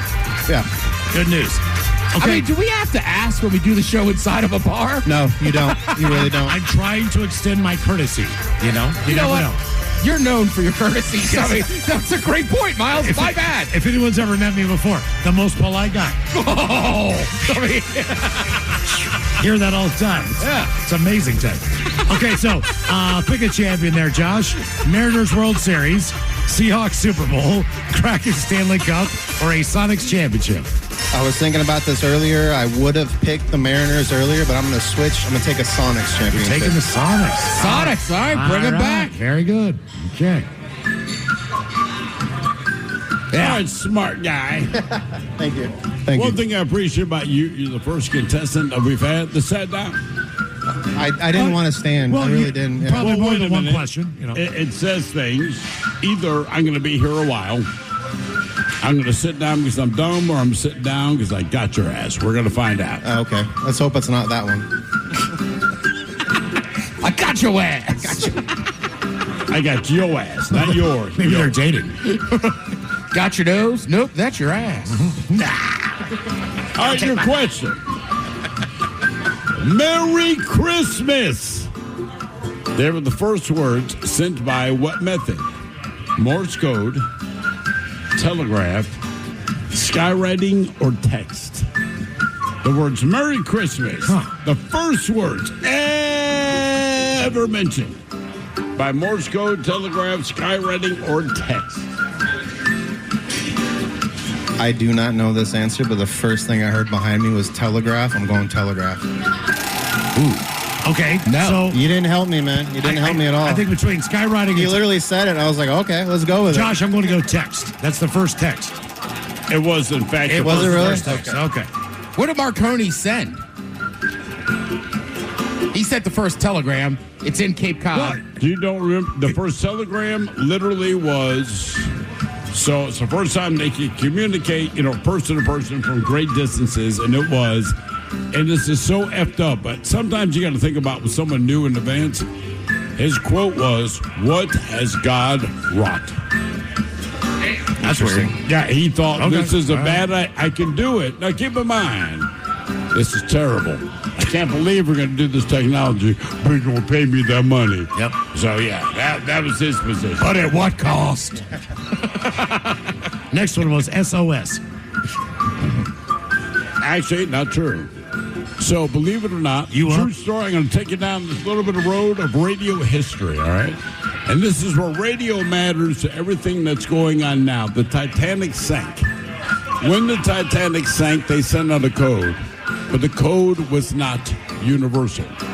So different ships, in fact, picked up the code, but did not know what was going on. That ship sank that we know to be the Titanic. The people that got rescued. There was a guy in New York City, and in New York City, his last name was Smirnoff. And Smirnoff said, hey, man, I saw this stuff from the Titanic. I thought they were in distress, but there's no code to let me know. That guy came up with SOS. Oh. That guy also came up with RCA, the records. He came up with NBC. He came up with ABC. But at the time he did that, they were called the Blue and Red Network. That's the first time the U.S. government stepped in and said you can't monopolize. So he said, okay, I'll make them separate. Hence, we got ABC. Mm-hmm. Then we got PBS, Public Broadcasting. Just so you know, the Titanic sinking has everything to do with network TV that you watch now. It's amazing Also, how the world works. The guy that Josh did the SOS, he came up with a Brillo pad, which is amazing if you're cleaning up. If the you do kitchen, enough yeah. dishes, I that's think a good his joke. was more. His was way more Thanks for the dishes informative. joke, That was yes. very Just saying, impressive. that's the truth. So the SOS code came from the guy that invented the TV networks. And the Brillo pad. And how to get TV and radio going forward, man. It's an amazing thing. I'm glad to be a part of it. I'm just saying. Miles, did that dish joke just dawn on you? That deserves a slow clap for sure. It really does. Wow. Could you pass the palm olives? All right, your question. What element on the periodic table is represented by the symbol Hg, which at that time was hydrogyrum? What element on the periodic table to this day is represented by Hg? Because at the time it was hydrogyrum because everything was Latin back then. As a hint, it does not start with the letter H. It does not. Helium. Probably starts with an H, bro. HG. Is that lead? No, PB's lead. Maybe it's lead for pumblum or something, which is Aluminum. Nope. Huh. What's the answer? Mercury. Thank Mercury. you. All right. There we go. Oh, you're Should have went with you smart. instead. He's two-fisted with tequila. Mercury. All right, Josh, question 3. Come on, Josh, buckle down. I know. I need to Buckle get. down. I do actually need to come closer to So you can hear hear a it. little bit. Yeah, that's all right. That's all right. I'm going to ask you what I feel like you'll get. I'll take it then. The dude from the movie Big Lebowski, the dude, what did he like to drink? That would be White Russians. That is correct. Boom. Nice job, Josh. Nice job. Okay, Pioneer Tacos and Tequilas. Who is our next contestant ready to play the game? Oh, this is Anthony. Anthony. Anthony. Sit down for it. Anthony, all right. I can't believe you can walk up there with all the hairs rubbing against your legs. Hey, man. I do my. Anthony, are you sober or not sober? I'm sober. I'm right. working here. Anthony's today. working here Oh, no, today, yeah. but Anthony has played Big Dummy before. He told me earlier he calls in. Oh, sweet. Yeah, Thank you, all man. the time. Wait, where do you work? I work right here. No, like in the kitchen? Do you work at the bar? Oh, I do a little bit of everything All right. here. In your opinion, what is the best taco? Because the head chef's coming up. Well, you see, I just make my own with all the ingredients that I throw together back there. But I will say, people really like the Pioneer. Very good. If you like, All right. if you're into spicy, the pork belly today too is very delicious. Oh, these guys might be in luck. There might be some pork belly. All right, men's room poll, you're going to pick a champion. Are you Okay. taking a Mariners World Series, a Seahawks Super Bowl, Kraken Stanley Cup, or a Sonics Championship? I'll tell you guys, I will give away every single Seattle sports championship from this point forward and any that we've had in the past for a single World Series. Oh, see, there you go. Okay. I thought you were going to build that up and go like another Sounders MLS Cup. No, I'll trade that Super Bowl for a World Series I feel in like a second, man. I feel like the Storm and the Sounders have somehow spoiled us on championships because when you look at the world of sports, we need the baseball. Those are the man. guys. You know? We need it. And the guys. And if I could, real quick, my dad and I, we always listen to you guys when we're at work. And Thank you, man. Awesome. Thank you. every day, and Big Dummy's always our favorite day. And he would have been here today, but he was working in the back and fell off a ladder on Sunday, and his knee exploded. So I just wanted to give a shout out. I'm sure he's listening on What's the your dad's radio. name? So his name's Vince. Well, Vince, I'm glad it's a ladder. You go up, you go down. Hey. Well, it's not difficult. We've been doing it for you. Tell your father and then get it together. If I would have asked, he would have hit his head and wouldn't be around. So I'm glad I didn't bring that up. It could have been worse, but I know he would have loved to have been here. So just wanted to give him a shout out. Well, just think between Vince and Anthony, I'm a Mario fan. They'd be better at ladders. Who makes better meatballs? Your mom, your dad, or you? My grandma. Yeah, you know what? That's always the right Always answer. grandma. That is the always Can you right make answer. meatballs? What's that? Can you make meatballs? Can I make meatballs? Yeah. Of course I can make a meatball. Good meatballs? I'll give you guys my great aunt Lucia's secret ingredients for her meatballs after Here's the the show. one thing you don't know. All right? Okay. If it's your grandmother making a recipe, the secret secret recipe of armpit hair. Always. I don't know. My grandma was like this tall, man. Her armpits couldn't even make it. over What's the crazy stove, about your grandparents is that they can give you a recipe you've had for a number of years, right? And it's the exact same recipe. And your parents have made this. Your parents doesn't taste anything like your grandmother's. No, nothing Yours like doesn't it. taste anything like Nope. your parents or your. It's the same recipe. You just can't replicate it. It's the love. It's the love. It's the love. Yeah, you got to put love in there. 100%. Just Okay. make sure the cutlets are thin, all right? All right. All right, my man. All right. You look smart. Whoa, looks can be deceiving, Thrill. That's the point I was going to get to, but thanks for getting there. Boy, Anthony. I look like, what's his name? The boxing promoter upside down. Don King? No. I didn't say that, but yes, you were correct. Thank you, Ted. Ding. It's the beard. Only in America. It's the beard. There you go. All right, your question. A signet. C-Y-G-N-E-T. Signet. It's a baby what? A baby what? Baby what? Baby what? Baby what? God damn it, I did not hit that. Sandy. Dude, it's super sensitive. Is this like a broad category of animal that I'm looking for here? Like, Oh, absolutely, All but right, well, I'd like you to nail it. everybody's screaming bird, so I'm going to say bird. All right, can you narrow down the bird? Oh, what is this? The Price is Right. There's so few birds. Let Anthony hits They it. got it again. What? A swan. A bird? A swan.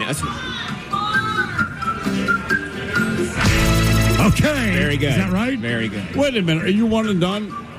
Yeah, I believe Yes, so. Anthony. Okay, one and done. don't leave yet. Don't leave Okay, yet. okay, I'll sit back So down. we get a lot of people that are like, yeah, I know what I'm talking about, right? No, I had no idea. I was going to say fish, but everybody's screaming swan I behind was me. thinking it was a singlet. I think it was that little thing on your shoelaces. Look, brother, I'm going to be honest with you. Singlet. That's an aglet. Oh, aglet. Aglet. That's right. That's right. I don't know what you did. So more we're going to you ask know. you a one and done. So, like, a lot of times you just get an answer because you're lucky or someone gave it to you or you know. In this case, let's see what you know. True or false? Seattle people, listen up, all right? I could be lying. I might be telling the truth. So, Jar of Flies. It was an EP from Alice in Chains. Not quite an album. Plenty more than a single. 7 songs. Was Jar of Flies from a Seattle grunge band the number one first number one EP on the Billboard chart or no? The first EP, not an album, not a single. Am I first having a goddamn flashback? I know. The answer is I think Ladybugs. I just heard this Ladybugs. a minute ago, and I think it was yes. How did you know that? Hey, right here, baby. Amazing work. Seattle, Washington said this is how you do an EP. Today we're playing our 7 own version songs. of Are You Paying Attention? Number one, there's been 15 more EPs since then, but not since then. Yeah. That's fascinating, It Steve. really is. Oh, dude, yeah. It's amazing. I wish I had known that earlier. Mike, who is our next contestant ready to play the game? We got Patrick here at Pioneer Tacos and Tequila. Patrick, how are you? Patrick, are you sober or not sober? Not sober. Oh, good for you. Drinking a Men's Room 20th Anniversary Lager. Yes, sir. Patrick, have you tried the IPA? I have not. All right, so you're sticking with the lager. Well, I just tried it. I was here, saw you guys, so I was like, I have to. Yeah. All right, well, maybe next try the IPA. Look, Do dude, the whole thing. Honest opinion. What do you think of the beer? It's really good. It is good, isn't it? Really good. Black Raven does a great job, man, on all their beers. Okay, our Men's Room poll. Mariners World Series, Seattle Seahawks Super Bowl, Kraken Stanley Cup, or a Sonics Championship? No question. Mariners World Series. There we go. All Right, coming Been back waiting strong. my whole life. Nice. That is the thing, is that there's so many diehard Mariners fans in this town. Like, I just want it for them. I want it for me. Yeah, right? You, Anthony, poor Vince with his knee. I feel bad about Vince. I feel bad about Vince, too. Golly. I mean, I have a terrible fear of heights. Yeah. The idea of getting on a ladder, even to change a 9-volt battery, and my fire, alarm is enough to just drive me nuts. The fact to fall off your a ladder. fire alarm, man. Come on. Or fire smoke detector, whatever. People want cathedral ceilings until they realize they're scared of heights, and they're like, eep. You put that up there pretty high. Eep. Yeah. Beep. I'm a friend. All righty. You look friendly. I am. That's why I hate you. Here's your question. What actor who played the Pink Panther, Dr. Strangelove, was also the first man to be on the cover of Playboy? Steve Martin? That is a solid guess, man. That's such a was it Peter Sellers? It was Peter Sellers. Peter Sellers. Oh, because everyone said, man, when I buy Playboy in 1971, whatever it was, Patrick, I want to see a dude. Greatest name for a gigolo ever, Peter Sellers. I would say Peter Parker. I've already determined what's going to happen. Stop being stupid, man. It's disrespectful. Here's your question. Yeah, Patrick. How do we get him up here? Patrick has been awful. The things... Just a terrible He's human. only a second question.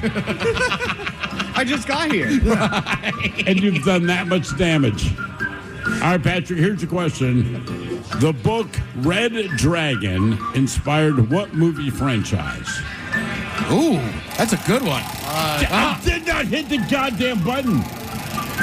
Why are they so sensitive now? I don't know. That could be it, Mike.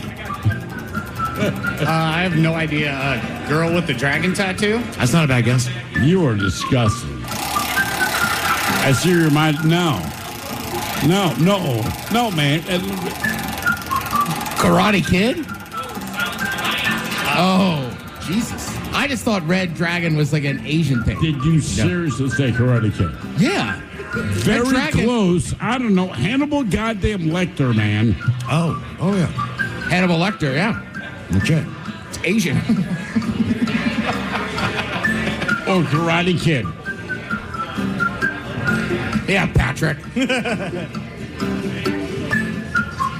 All right, Patrick. I got to dig deep here. I'm looking at you, man. Hey, I'm going to get you. Patrick, are those Huskies inspired Jordans you're wearing? I just really like purple. All right. He's got on a pair of purple and black shoes. I was like, oh, man, he's a Husky, too. Oh, nice. Actually, go Cougs. Yeah. Oh, wow. I got one in there. All right, Patrick, we are at Tequila and Tacos. Yes. Right, and these people have been kind enough. What are you doing? Why am I on camera? So they've been kind enough to put us on. So here's my thing. We're at Tequila and Tacos. That's great. All right. So they come up to you and you say, man, I'm having a great time. Just order me taco Blake. And you order taco barbacoa. You get one kind of two meats that you're getting. Two different animals. What are you getting? Because you just said it. They're going to get it for you. You're going to get one of these. It's not raccoon or weasel. What's the question? What type of meat are you getting? In barbacoa. What are the meats? Yes. Beef? And? No. Pork. You get pork. lamb or goat. Ooh. Lamb or goat. Most people don't know this. When Mary had a little lamb, she was eating barbacoa. All right, Patrick, question number 4. Okay. Focus, Patrick. Focus. I'm trying. It's hard to hear. That's fair. Are the Mariners playing tonight at 7:10 at T-Mobile Park? Not the Oakland A's, not the Sacramento A's. Okay, very It's specific. just the Athletics. There you go. You are correct. Very good. Head Chef is coming up. Ted's Meat Potatoes. We're talking tacos as we're live from Pioneer Tacos and Tequila on opening day. That is coming up along with your emails. The men's room at KISW.com. You are listening to the men's room. This episode is brought to you by Progressive. Most of you aren't just listening right now. You're driving, cleaning, and even exercising. But what if you could be saving money by switching to Progressive? Drivers who save by switching save nearly $750 on average. And auto customers qualify for an average of 7 discounts. Multitask right now. Quote today at Progressive.com. Progressive Casualty Insurance Company and Affiliates. National average 12-month savings of $744 by new customers surveyed who saved with Progressive between June 2022 and May 2023. Potential savings will vary. Discounts not available in all states and situations. Working as a dedicated Fidelity advisor, I always ask, what's important to you? A look at those priorities and goals alongside your full financial picture to build a comprehensive plan designed to help grow and protect your wealth. With proactive portfolio insights and an eye on taxes, I'm here to help you make the most of your money. I'm Laura Maxwell, and I'm a dedicated Fidelity advisor. Learn more at fidelity.com/wealth. Investment minimums apply. Fidelity Brokerage Services, LLC, member NYSE, SIPC. If you love your phone, but not your carrier, just switch to T-Mobile. You can keep your phone, keep your number, and we'll help pay it off up to $800 per line. You can also use our savings calculator to compare our plans and streaming benefits against Verizon and AT&T. So, switch and keep your phone, keep your number, and keep more of your moolah at T-Mobile.com. Up to 4 lines via virtual prepaid card. Allow 15 days. Qualifying unlocked device credit service port in 90-plus days with device and eligible carrier and timely redemption required. Card has no cash access and expires in 6 months. Are you a bartender that dreads the phrase, "Hey, can you put the game on?" At Sports on What, we understand your pain and we're here to help. Over-the-air, satellite, cable, or streaming, Sports on What knows what channel the game is on, and you can too. Follow your favorite teams, set alerts, and filter by provider to get the results you need. Stop wasting time searching and never miss kickoff again. Just download the Sports on What app, and you'll always know how to watch the game. Available for Android and iOS. Start your 7-day free trial when you download Sports on What and subscribe today. We return to the men's room with Miles and Thrill. Opening day Mariners and Athletics tonight, 7:10 from T-Mobile Park. We are live at Pioneer Tacos and Tequila. Head chef is coming up. We're talking tacos today. Since we're at Pioneer Tacos and Tequilas. Correct. It's not for change. Get a men's room IPA, get a men's room 20th anniversary lager while you're down here. They've got it in the silver can. And of course, if you're in the stadium tonight, there are 3 different sections that are going to carry the beer. That is the All-Star Club, Club Level Bar, 243, and the 132 Natural Bar if you're looking for the beer tonight. 123 Natural. 132 Natural in the bright yellow can. All right. Head chef is coming up. First time for a few emails to the men's room at KISW.com.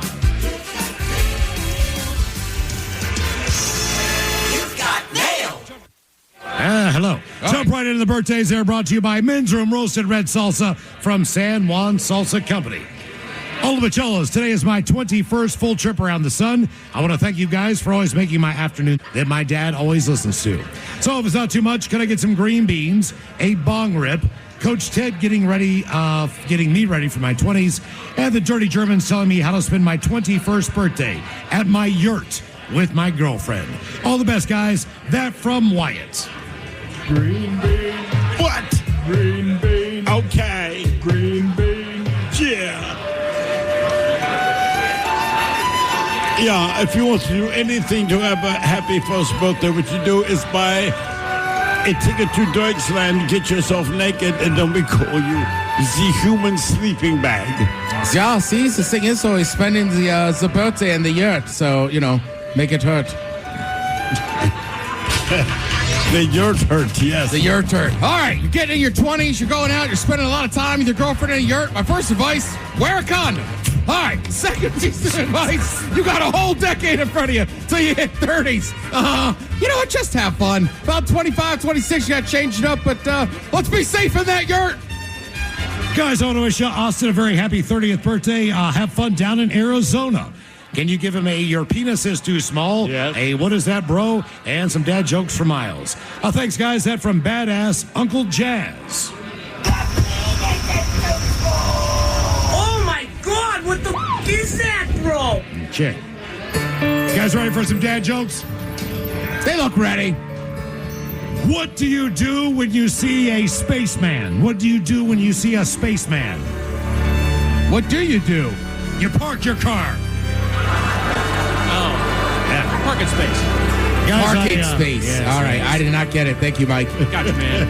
Guys, I missed a year of high school because I pulled a groin muscle. Oh, yeah? Yeah. Wasn't mine.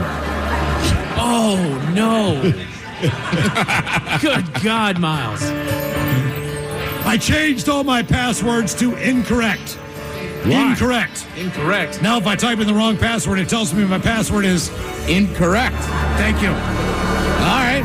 That's just smarter thinking. I guarantee you somebody does that. What sound does James Bond's doorbell make?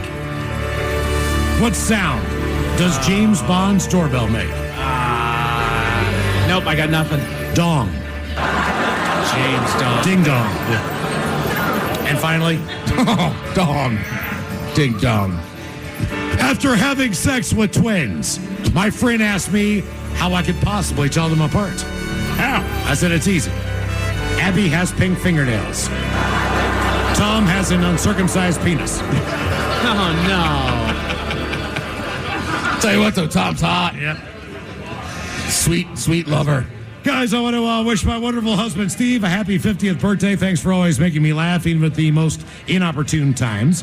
Could he please get advice from the captain on how to recover from knee surgery? And some dad jokes for Miles. Maybe some flatulence, if Mike could. Oh, yeah. Thanks, because he is a child, I do declare. Lots of love, that from Elaine.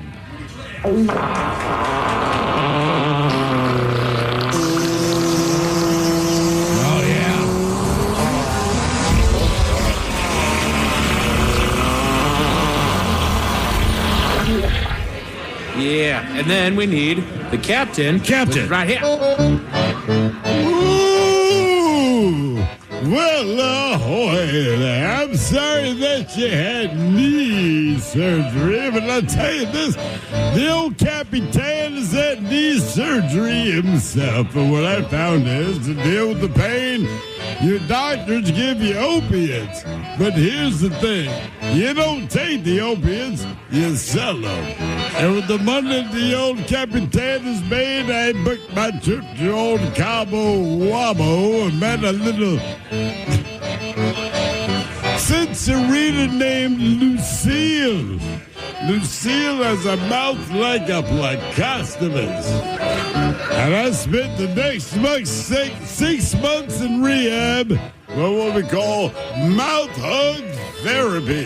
By the end of it, I was feeling fine. And then Tony the Tiger found my things. The difference is he has 4 knees, 1 year of mouth hug placostomy.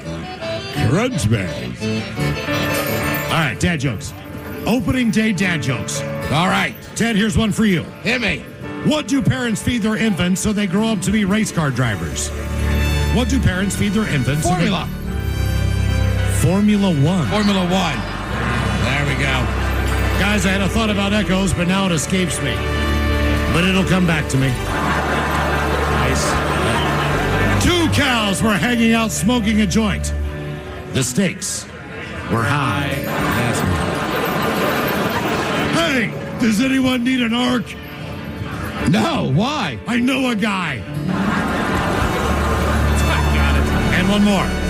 Oh, Tim like that one. Always remember this. When you buy something and they ask for your ID, tell them, I left my eye at home.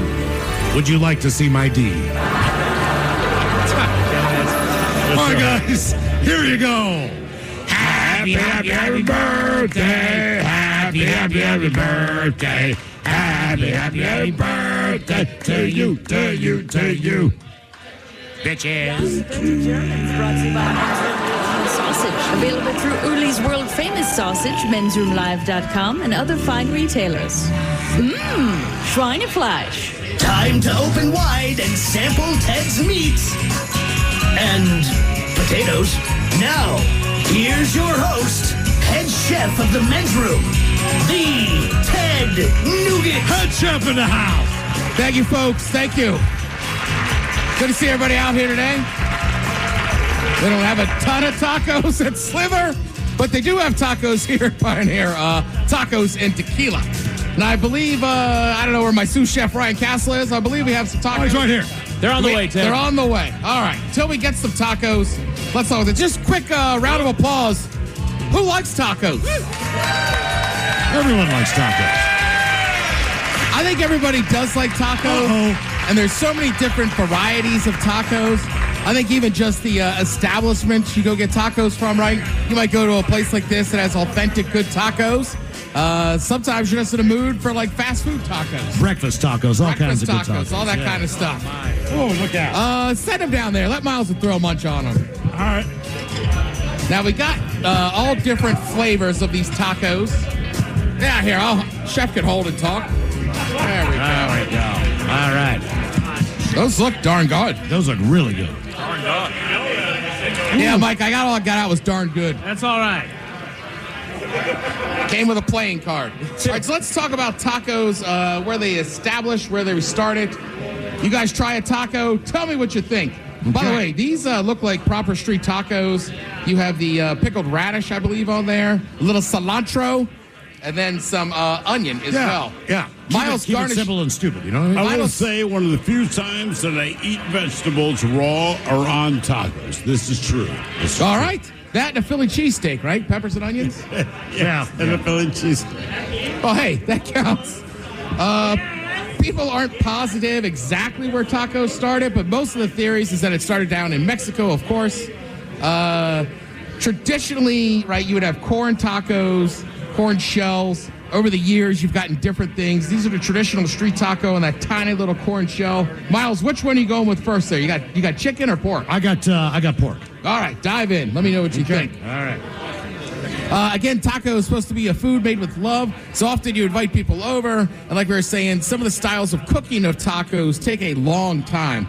Carne asada, you could cook a little quicker, higher flame, but anything you got like al pastor, any of that kind of stuff. I don't know why I'm doing an accent. Any of that kind of stuff. Carnitas. You're going to have to use a little bit longer time, slow cook. Just throw them behind These are great slow cooked pork tacos. Excellent. All right, so we started with pork. More of a pulled pork. Sorry, I'm chewing. No. Al pastor, of course, is shepherd style. Or Arab tacos, as they call them. Thin pork seasoned with adobo seasoning, then skewered, overlapped one another, and a vertical rotisserie cooked and flame broiled. Ooh. Kind of like a shawarma, if you will. I'm not sure I've ever had that. It has roots in Mexicans, Lebanese immigrant population. Oh, okay. I would recommend a very good taco stand if you like Al Pastor up there off Northgate Way. I don't know the name of it. Tacos asador. Basically, this is going to be your carne asada. These are grill or spit tacos, meaning basically they've grilled them on there. Now listen, they say you can have two versions, carne asada or tripe. If you don't know what tripe is, trust me, you don't want to eat it. All right? Go with the carne asada. Yeah, tripe, look, some people like it. Bourdain would go on and really like tripe, but it's the inside intestines of a fish, I want to say. That is a tough little... I don't think I've ever had that. Yeah. I mean, I wouldn't know if I tried it. Because you're either going to really like it or really hate it, right? Correct. And I think it's one of those things, again, kind of like like a chitlin or a hog maw. Like, you're going to have to cook the hell out of that thing so people like it because it's intestine. A lot of seasoning involved in there that's basically masking all the nasty that's in there. Right. We all know Miles' favorite tacos, of course, are tacos de calabresa. These are head tacos. I'm not helping. There's a flat, punctuated metal plate with steams from the edge from the head of the cow. So basically, they're head tacos in the sense that you're like eating like the cow's cheeks or anything else from the cow or whatever. Man, we got a lot of tacos. We got more tacos coming. I thought I was ordering like 4 tacos of each. Apparently, I ordered 4 orders. Mm-hmm. Let them try the pork belly ones. Those ones are going to be delicious. I'll take a pork belly taco. Also, that kind of brings us into the American tacos as we know them as well.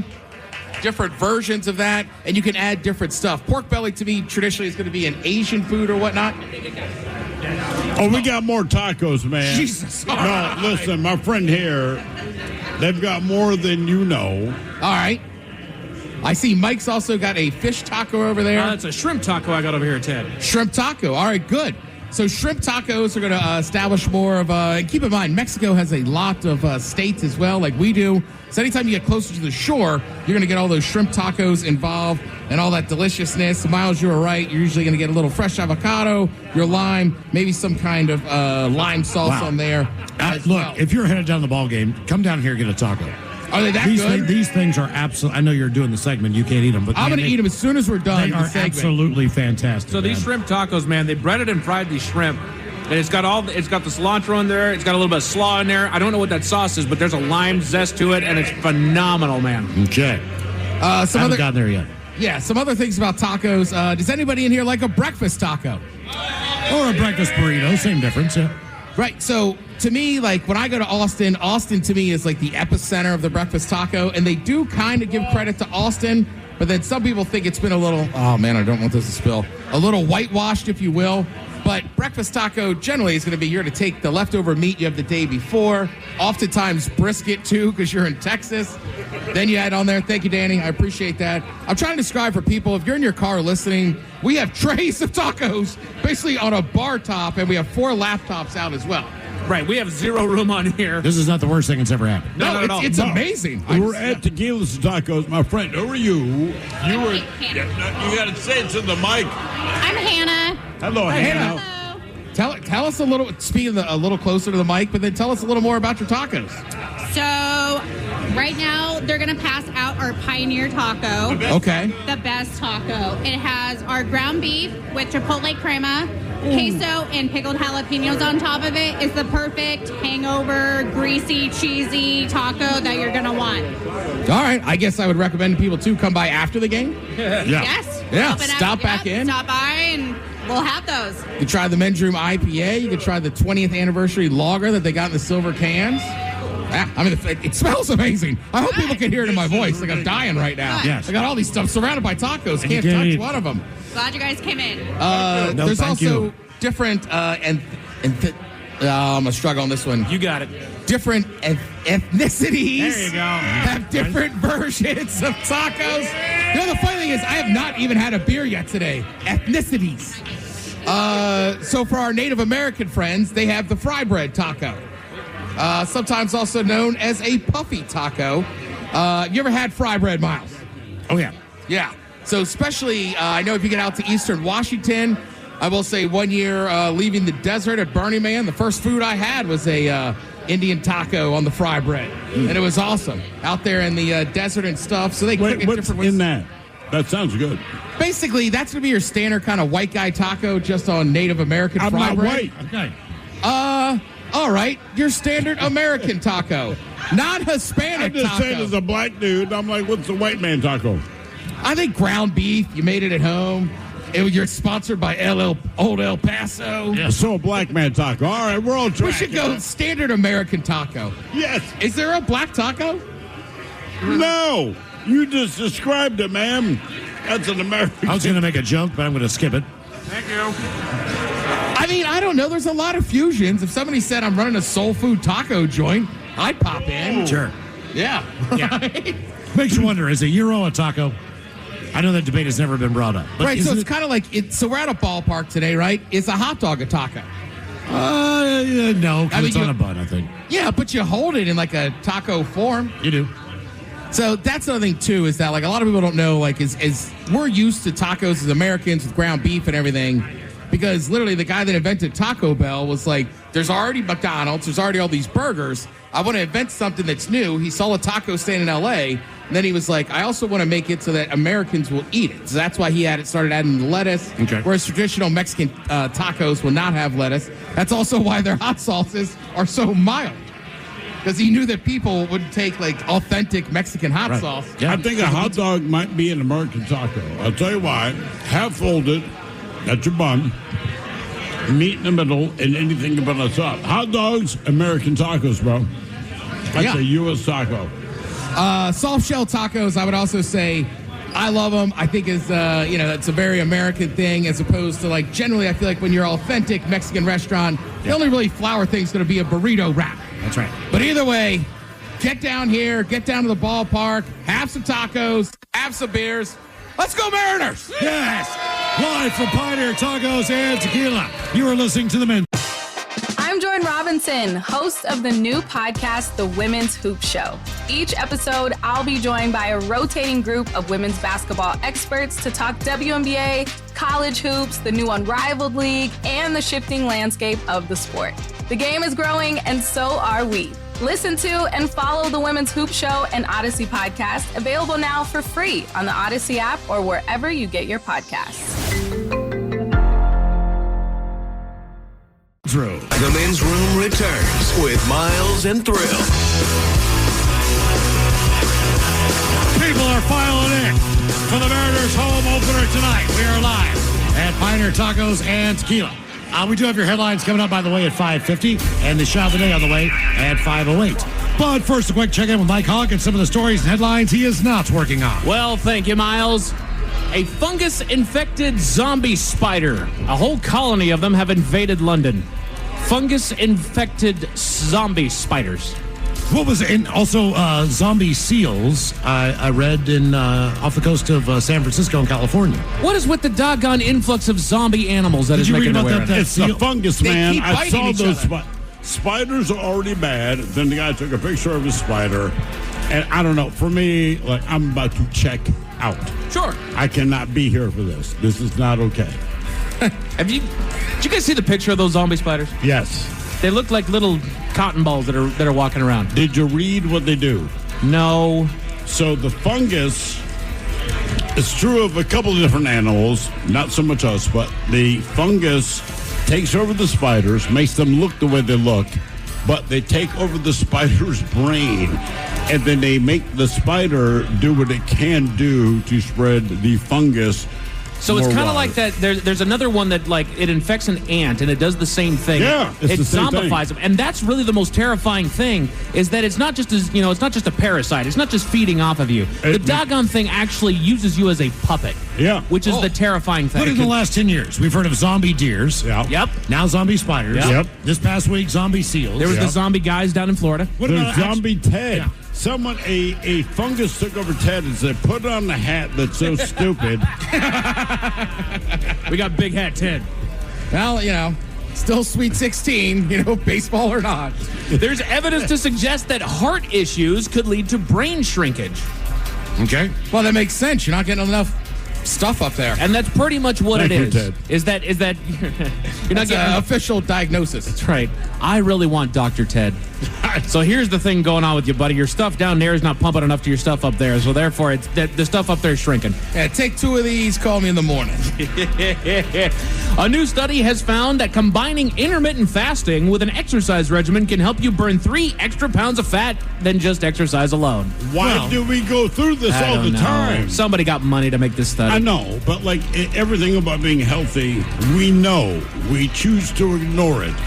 We know what we can do to be healthy. If we want to be healthy, we choose to be healthy. Instead, we decide to drink. Well, it's back to the fact if you exercise, you're fine, but the caloric intake, if you eat less or you fast, I mean, yes. Well, you should, in theory, lose weight. And how many times have we heard it from people that are fit? They say, actually, you know what? It's like 90% diet. Like, well, yeah. I don't listen to people that's why I should not smoke weed. Oh, I'm with you there, because Miles. It ruins it. My God. I can be really good. I can go to the gym. All throughout the day. I can eat a really healthy dinner, make a piece of fish, make some salad. I get stoned. I start watching, something bad on PBS. And the next thing you know, I'm knee-deep into the ice cream I should never have bought. Exactly. PBS, you are daring. I'm serious, man. If you're trying to be... I can't deal with Frontline. If you're trying to be calorie deficient, then you're probably not going to be full throughout the day. Now, if you're like me, you kind of enjoy that feeling of being full. So when you're trying to be healthier, you're constantly hungry. When you smoke weed, that goes out the window. Well, there is skinny stoners. Oh, absolutely. They're better than me. Yeah. I'm a skinny stoner. Yeah, I was going to say, look at Rastafarians, right? Oh, yeah. It's all vegetarian and wheat. No. They also have no food. Oh, they eat stuff. Goat. Let's see. New research on sucralose suggests that it could be stimulating your hunger center as opposed to satisfying it. What is that? Sucralose. So it's one of those hidden sugars, and the danger of sucralose.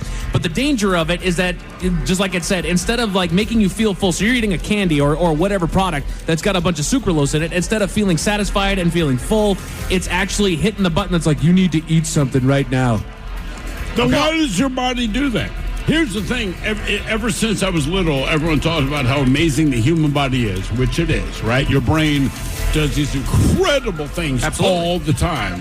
But then when it comes to sweets or salt or anything that we enjoy as a treat, your brain's like, I don't know what I'm talking about. Like, what's the shut-up valve that your brain says this is not okay anymore? Well, the problem is that a lot of sugars and salts, like a drug, will hit that dopamine sensor and release some. Yeah. So like your body also you're not hungry, but those chips keep hitting that. It's like I don't know, if I had to guess, like doing cocaine, right? So it just gives you a little boost. Ted, we don't eat what. But I'm saying you want to do more drugs, right? Yeah. So same thing with like when you're eating a bag of chips. Like they know what they're doing. They designed those chips to be eaten. You can't eat just one. No S. Studies from lunar missions are proving useful concerning Martian missions, mainly about the dust that'll be encountered on the planet. That's your biggest problem. Yeah, right. I love that. I saw it, they're like, man, the dust on Mars is toxic. And I'm thinking, well, also you're on goddamn Mars. Right. If the frigid temperatures, the dying heat, the lack of oxygen doesn't kill you, the dust is about to get you. That's what you're worried about. But basically what they're talking about is that there's like heavy metals inside of the ground and the dust that's flying around Mars. Like that's, and they found it in the suits of the astronauts that went to the moon. So it's kind of it's the same situation there. But I don't know. I'm with Thrill. Like, you're already on Mars. Like, things are against you. It's like, oh, it was that last shot of the night. It's like, oh, it was the dust. The good news is none of us have to worry about it. Right? Like, oh, I was going to make it home from Mars fine with that damn dust. Yeah. Doggone dust. Damn dust, dude. Most all generations are suffering through a sex recession except for which generation? Which generation? Generation X, bitch. You're damn right. It's Gen X. Is it really? Damn right. They're all throwing down. That's my generation. They are seeing an increase in the amount of sex that they're having. Yeah, we're not kidding ourselves. Who are these people? What are you thinking about? What are you doing? What's Sign me your up for big this. hang-up? Okay, so it is opening day. It is also Big Dummy Day. We've been doing a lot of trivia. We've been talking a lot of baseball, so I decided that I was going to get in on this as well and have a little bit of fun with you guys, and it's time for... The Men's Room Top 10! The Men's Room Top 10! Oh, no. 10 Major League ballparks for the 2025 season. I was 7 years old the first time I crossed over the threshold into this place of wonder and awe. It's absorbed the joys and pains of diehard fans for well over a century. It's a magical place where you feel anything is possible as you ascend the steps and look out on that field. Each time I get to visit, I get a lump in my throat. I can feel my eyes well up. It's more than a game here. It's a collectively religious experience. For the love of the game, for the cries of the fans, the smell of the grass, the breeze that blows in off Lake Michigan and wreaks havoc with a hopeful home run. It feels like home. It is Wrigley Field. Good Lord. That's our boy, BD. He really, really likes Wrigley Field. Yeah, that was a moment of truth for my man. There was a little hitch in his throat in there. That man loves baseball. So, Sports Illustrated. I mean, Wrigley Field is a great place to see a ball game. I really want to go, man. So, Sports Illustrated did put out MLB's best ballparks for 2025, but I'm going to do something different with you guys. While going down the list, I'm going to name the ballpark. You guys have to name the team that plays in the ballpark. Okay? All right. You got it? Here we go. So, at number 30 on the list is George M. Steinbrenner Field. Who plays at George M. Steinbrenner Field? Yeah. No, that is incorrect. This one's a little bit far southeast. Down in Florida. Oh, is that the Marlins? The Tampa Bay Rays. Oh, the Tampa Bay Rays. Rays. Oh, yeah, you know what? Oh, because they're not playing at Tropicana Field because it got destroyed in a hurricane. Yeah, that's exactly right. That's a tricky one there, Mike. That is crap. Come on, dude. That is a crap question. All right, how about Sutter Health Park, number 29? Sutter Health Park. Okay, let's do the math. That's supposed to be in Sacramento. You're absolutely right, Miles. The Athletics. Athletics. He's trying to trick us. Well, they got to put them down there because they're fields that haven't been used for a hot minute there. Sutter home, yeah. Yeah. And number 28, Rate Field. R-A-T-E, Rate Field. Rate. So that's like a mortgage company? This is a town that has two baseball teams. Oh. And is that where the White Sox play? That is where the White Sox play. Okay. Very good. Wow. Miles. All right. Again, Look these at are the big brain on Miles. ranking the ballparks for 2025. Number 27, Lone Depot Park. Lone Depot Park. I was going to say somewhere in Texas. Nope, you're close, but not Texas. A little bit further Diamondbacks. east. Not the Diamondbacks. Go east. Yet again, we're back in Florida. Is that the Marlins? Miami Marlins? That's the Miami Marlins right there. Okay. Coming down number 26, Globe Life Field. Who plays at Globe Life Field? Wow. That's obviously the Texas Rangers. That is the Texas Rangers. Oh, Do we have any Texas Ranger fans in this establishment? Oh, I love the deafening silence. It's tough to be a fan of Texas baseball, whether it be the Astros or the Rangers, if you do not live there. Screw Texas baseball. It is funny. Because they're both good. Right, but you see a lot of Houston fans. I don't know that I run into a bunch of random Rangers fans. No, you do after a couple years ago when they actually finally won it. Oh, what do you know? There's Rangers fans everywhere. Number 25, Chase Field. Who plays? Oh, the at Mets. Not the Mets. Arizona Diamondbacks. The Arizona Diamondbacks. Yeah. They used to be the Bob. I've seen a game in there. I have been outside Chase Field several times. I've been down in that little spot in Phoenix. I really want to go to a Diamondbacks. You know, it is what it is. They used to have a TGI Fridays in center field, which I thought was cool. Oh, nice. Yep. And they have a pool out there, dude. They do. Right below TGI Fridays. Oh, Miles, we could be in there eating three-for-alls, swimming in the pool. Potato skins, bathing suit, baseball. Luxury. Man. Ranking the ballpark for the 2025 season. Who plays at Rogers Center? The Blue Jays. The Toronto Blue Jays. I know that one. Good call. It's another one with a retractable roof. Good-looking stadium there. Well, because there's Rogers Arena, Rogers Center. Like, whoever's Rogers is, they sponsor a lot of ass in Canada. Yes, they do. Number 23. This is a stumper right here. Angel Stadium. Oh, the Angels. Los Angeles Angels of Anaheim. That is absolutely correct. That's a good open-air stadium out there. I wouldn't mind seeing that one. I'm a little surprised it's that far down. The establishment would just be awful. So is that a newer stadium, or is that the old stadium and they just redid it? That's the one they redid. Yeah, it's got the rocks in the outfield and all that weird crap. But it's the same place. Not in the outfield, but above the center field line. But it has the same place where, like, Reggie Jackson tried to kill the Queen. Yes, a naked gun. That is correct. Yeah. Thank you, Miles. Nationals Park at number 22. That's easy. It's another one it's an open air park. Good looking. Right? Is it right down there in downtown DC? Where's it at there, Ted? So it's in Southwest, which we never went to when I was growing up because it was a very dangerous neighborhood. Oh. And then the year I left, still is. The Nats moved in. You'd be shocked what they've done to that neighborhood. It's almost the same thing they did in Philly. Well, Philly did it after DC. Correct. Yeah, but I mean, like when I was a kid, the wharf was down there, Mike. So you'd go down there and get like seafood and stuff, but that was about it. Okay. And now they have like fancy restaurants. Ooh.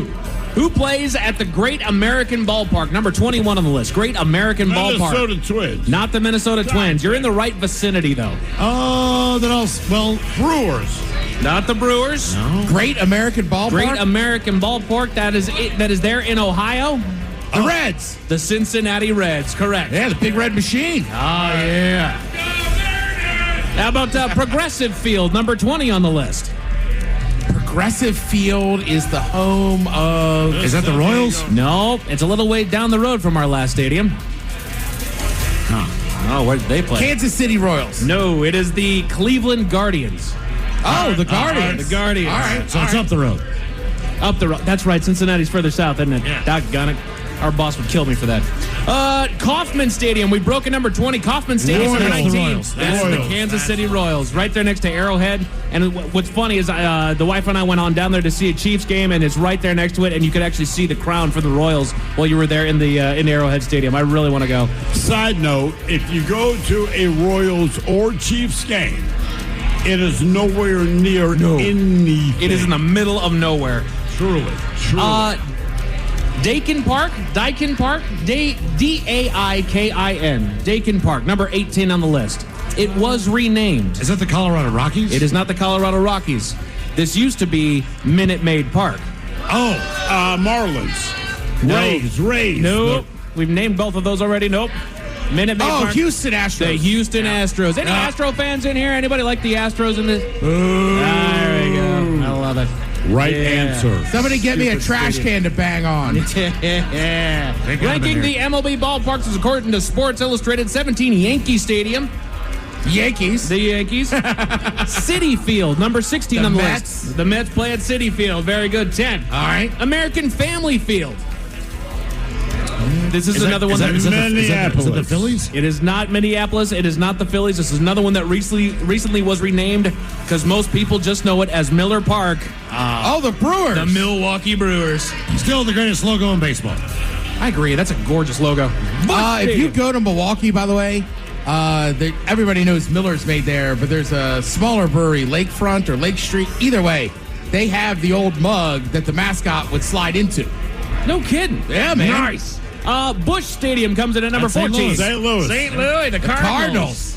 Comerica Park. Comerica Park at 13. Don't you think they should change that to Busch Light Tall Boy Stadium? It should be, man. 2x4? Who drinks Busch? Nobody. Our buddy Who drinks Brett. Busch Light? Florida. Comerica Park at 13. Anybody know where Comerica Park is located? Is that not? That's not the White Sox? Nope. Used to be. That is in Michigan. Oh, Detroit. The Tigers. With the Detroit Tigers. Really? That's right. Kind of a boring looking field. Okay. Truist Park. Anybody know who plays inside of Truist Park? Number 12 on the list. That's another one that's southeast. The Braves? The Atlanta Braves. Okay. All right, there you go. They change stadiums every 2 years, so it's hard to keep track of it. They do. Yeah. Number 11 on the list. Who plays at T-Mobile Park? Yeah, baby. There you go. You're doing it today, baby. Let's go. The fact that we're not in the top 10 is a crime, man. We have one of the most beautiful parks in the world of baseball. That is a fact. Actually, T-Mobile Park is tremendous. It's from the views to like the food, Everything, the beer man. selection, just Absolutely. awesome. Citizens Bank Park tops out number 10. Citizens Bank Park. Anybody know? They have one of the greatest mascots in sports. Philadelphia Phillies. Yeah. Correct, 10. You have Target Field at number 9. That is in... That's the Twins. Minnesota Twins. Yes. Dodger Stadium coming in at number 8 down there in LA. Dodgers. Coors Field at number 7. That's Colorado. Rockies. Number 6, Oriole Park at Camden Yards. Yes, baby, let's go. Let's go, Pirates. I know Let's you got go. Petco Park at number 5. San Diego. San Diego. Padres. Fenway Park at number 4. The Red Sox. PNC Park at number 3. Dude, that is an amazing stadium team song. Is it? Oh, my God. Nice. Number 2, Oracle Park. Giants. The San Francisco Giants. Yeah. And it rounds off for number 1. I don't believe we have a drum roll, but our own VD made a very heartfelt shout to it. Wrigley Field. There you go. There you go. The ballparks for 2025 ranked. Miles, I think I might have found your running soulmate, my friend. You did. I will tell you all about him at 5:50. Thank you, sir. Headlines are coming at 5:50. In the meantime, have we made it to drinking time? Somebody out there deserves to be recognized. And the men's room knows just who it is. So to you, we say, bottoms up, sailor.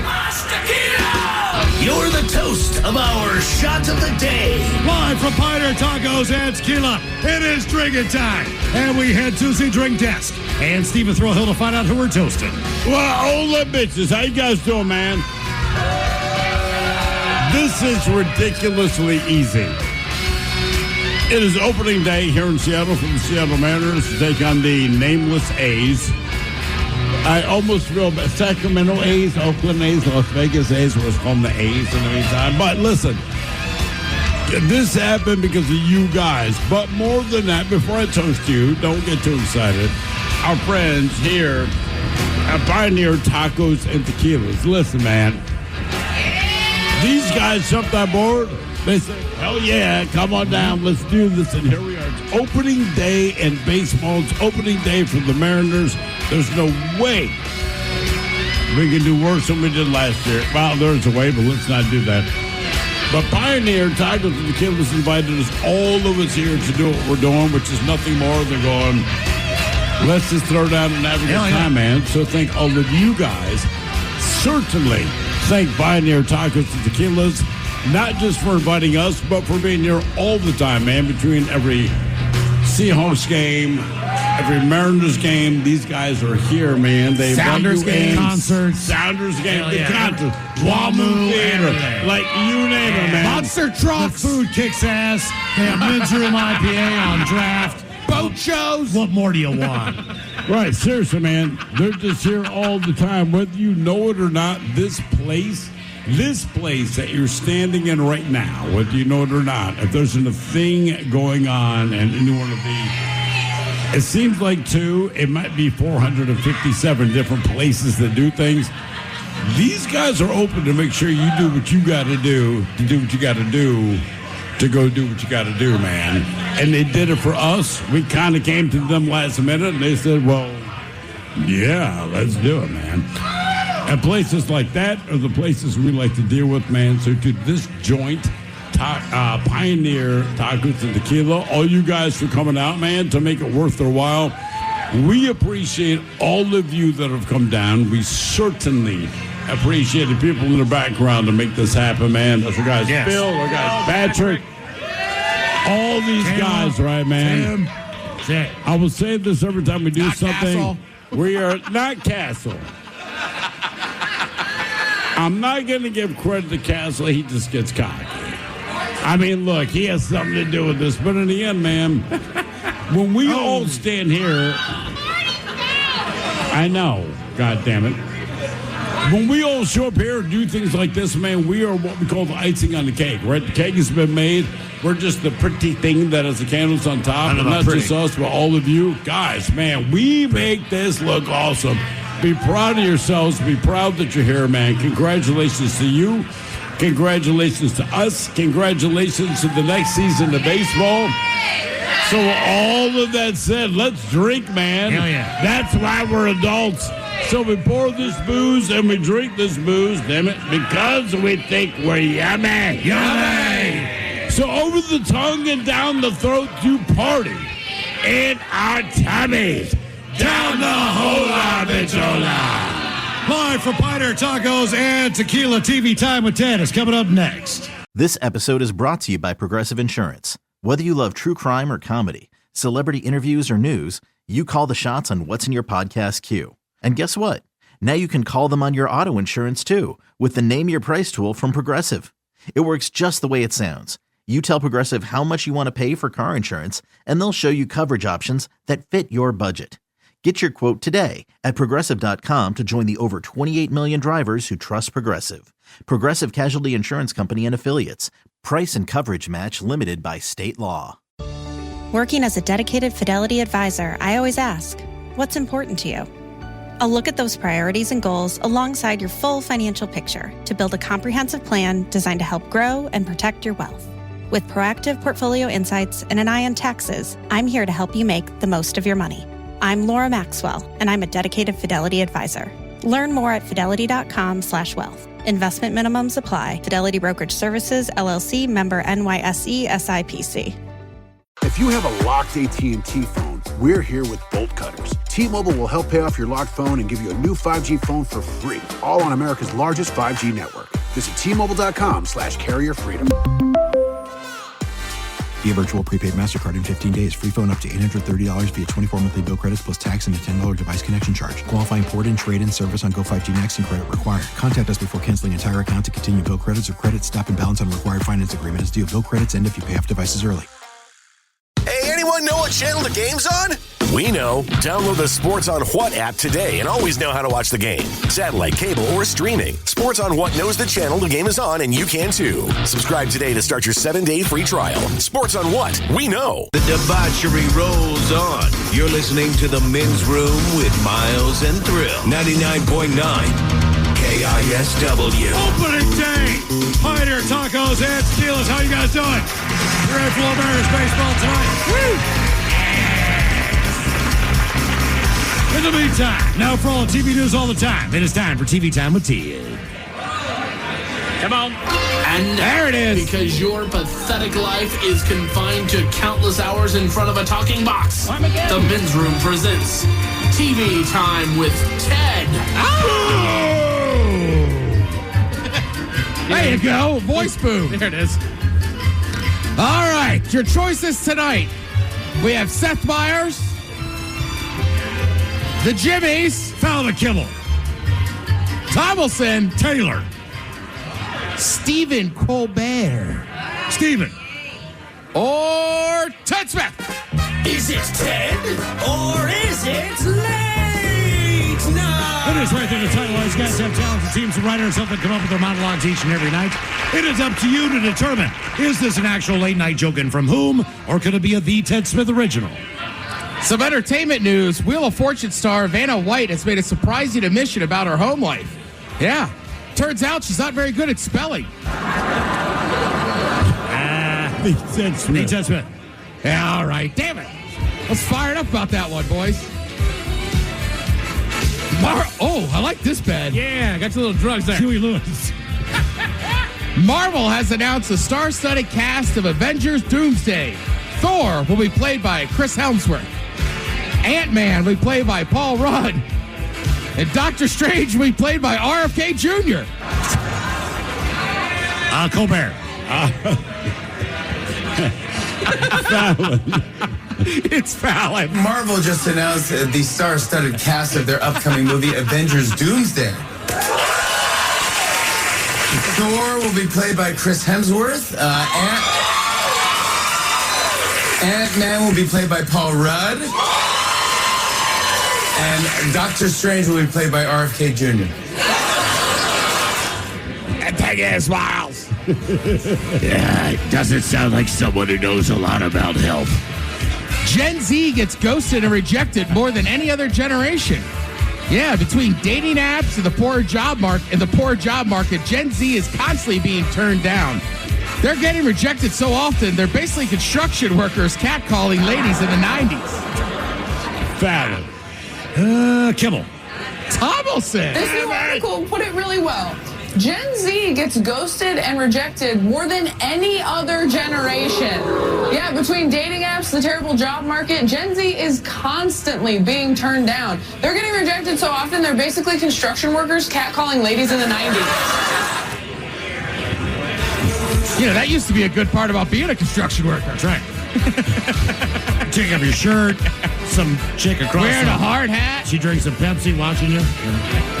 A new study found that the weight loss drug Wegovy could be connected to hair loss. Men are like, how do you want us, ladies? Fat and hairy or skinny and bald? Fallon. That is Fallon. A new study found that the weight loss drug Wegovy could be linked to increased hair loss. Men are like, how do you want us, ladies? Fat and hairy or skinny and bald? All right, so today I got a list here of the best fictional best friends from TV and movies. Ooh. Okay. Now, fictional best, not the star, but the best friend of the person. I mean, generally, they are kind of the stars of the show, too. And honestly, one of them on the list, they were not best friends till the end. All right. Okay. So keep that in mind. Animation is still involved. We'll start with Mike Hawk. Mike Hawk, do you have any ideas on this one? Best friends. From TV and movies. From TV and movies. I wonder if we got to go with like Step Brothers. That's not a bad call. You know, because that was even a line in there. Did we just become best friends? Didn't make the list. Miles Montgomery, do you have any calls? Jeez, whiz. Best friends from TV and movies. I might have one. Chandler and Joey? I don't know. You know what? That's not a bad call, and that's number 7 on the list. All right, yeah. Score 1 for Montgomery. That's right. I got one for you, Ted. Hang on, let Throw get a chance. Okay. Stephen Throwhill? Shaggy and Scooby. That's where I was going.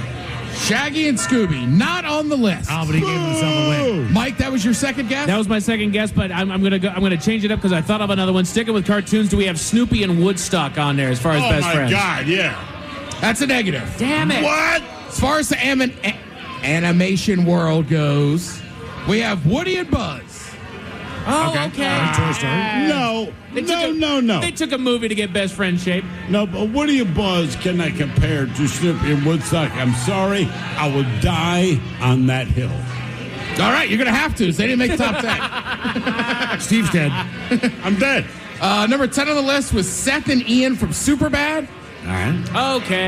Okay. Right? Pretty good movie. You know what? Good friends. I'll even put on there that, they started as good friends, but it was a toxic relationship. All right. Jonah Hill was a bad friend, man, and he had to learn that in the movie. Animation, they live under the sea. Under the sea. Rob Sebastian and what's her face? No, I'm going to go with Ariel and Flounder. SpongeBob and Patrick. Oh, damn it. I went Disney Princess with it. My God. I'm disappointed in myself. All right. I don't know if anybody's in here old enough to remember the show when it first broadcast. Man, this is going to be a deep one. Think of the title of the show and then her other female friend. Ooh, the title of the show. We talking like the Mary Tyler Moore Show? Back farther than that, I think they were the first interracial couple. Oh. Lucy! Oh. Lucy and Ethel from I Love Lucy. All right, that's wrong. That is a deep reference. Yeah, nobody got it. Okay. Jess, thanks for laughing at Lucy. We have Joey and Chandler from Friends. There it is. And then Mike, probably not your wife. Miles Thrill, I know your wives both watch the show. They used to get together. Grey's Anatomy, you have Meredith and Christina. Okay. All right. Yeah, I don't know that one. I have to be honest with you, I never watched the show. All right, this one I disagree with because, again, they didn't become buddies till the end of the film. But I'll tell you what, man. I'll be your wingman anytime. Oh, my Maverick God. and Iceman. Yeah, Iceman. Maverick and Goose. And Goose. Oh, Goose. Oh, I screwed up the wrong line. Maverick and Goose were friends. Yeah, okay. Goose died, though. Spoiler alert. Goose dies. So we got a couple from the text here. We have Batman and Robin making the list. They're co-workers more than friends. No. Batman was not friends with Robin. Batman did Robin the solid. He almost adopted Robin. Yeah. By the way, you got Wayne and Garth from SNL. All right. Schwing. Thelma and Louise. All right. Which I know that's supposed to be a woman empowerment movie, but at the end of the day, not a great ending. Oh, no. I mean, I have a lot of good friends. Another dead character. And then number one on the list was Bill and Ted from Bill and Ted's Excellent Adventure. That's a good pair of friends right there. Mike, we got anything else there from the text line? We had friends. We had Chip and Dale show up on the list, which I'll give them that. That was a good dynamic there. I put them on the same as like Pinky and the Brain. Yeah, they were coworkers, but they were also friends. Okay. And then you've also got Laverne and Shirley show up on the list. Yes. Laverne and Shirley for sure, man. I never did watch Laverne and Shirley. Because you're stupid. That was a cop drama, right? Or buddy cop movie? No, that was It was the sitcom, they worked in a brewery. Oh, okay. I don't know why I thought cops. I like it. Laverne and Shirley. We're taking them down tonight. It was definitely not a cop drama. True stories from the streets of Milwaukee. No, there's buddy cop shows and movies. It was like, all right, it's a lady buddy cop show and movie. They were not bad. Okay. Let's see. I don't know why you do this because we've already done Scooby-Doo a bunch of times. But there's a live-action Scooby-Doo series in the works. Did anybody watch the Scooby-Doo kind of human movie? Yes. What'd you think, Mike? I loved him. I grew up with him because Scooby-Doo was never really my cartoon growing up, but the live-action movies were awesome. You had Matthew Lillard playing Shaggy. You had Linda Cardellini playing Velma. That was awesome. And then you had sure? Oh yeah. Why does Velma keep getting hot? Because there was I think it was the second movie, she's trying to attract somebody in there, and she wore this tight leather orange suit. And by God, she looked fantastic in it. And there's also... So it's really not about the plot, you're saying? Well, the plot was fine. That's like saying Catwoman's my favorite part of Batman. Well, no, that one was awful. That movie sucked. Right, but Catwoman's hot. Well, yeah. But there was more to it than that. I found that I was standing next to Matthew Lillard. Me and my wife were going to a Can you say his name 5 times fast? Whatever. No.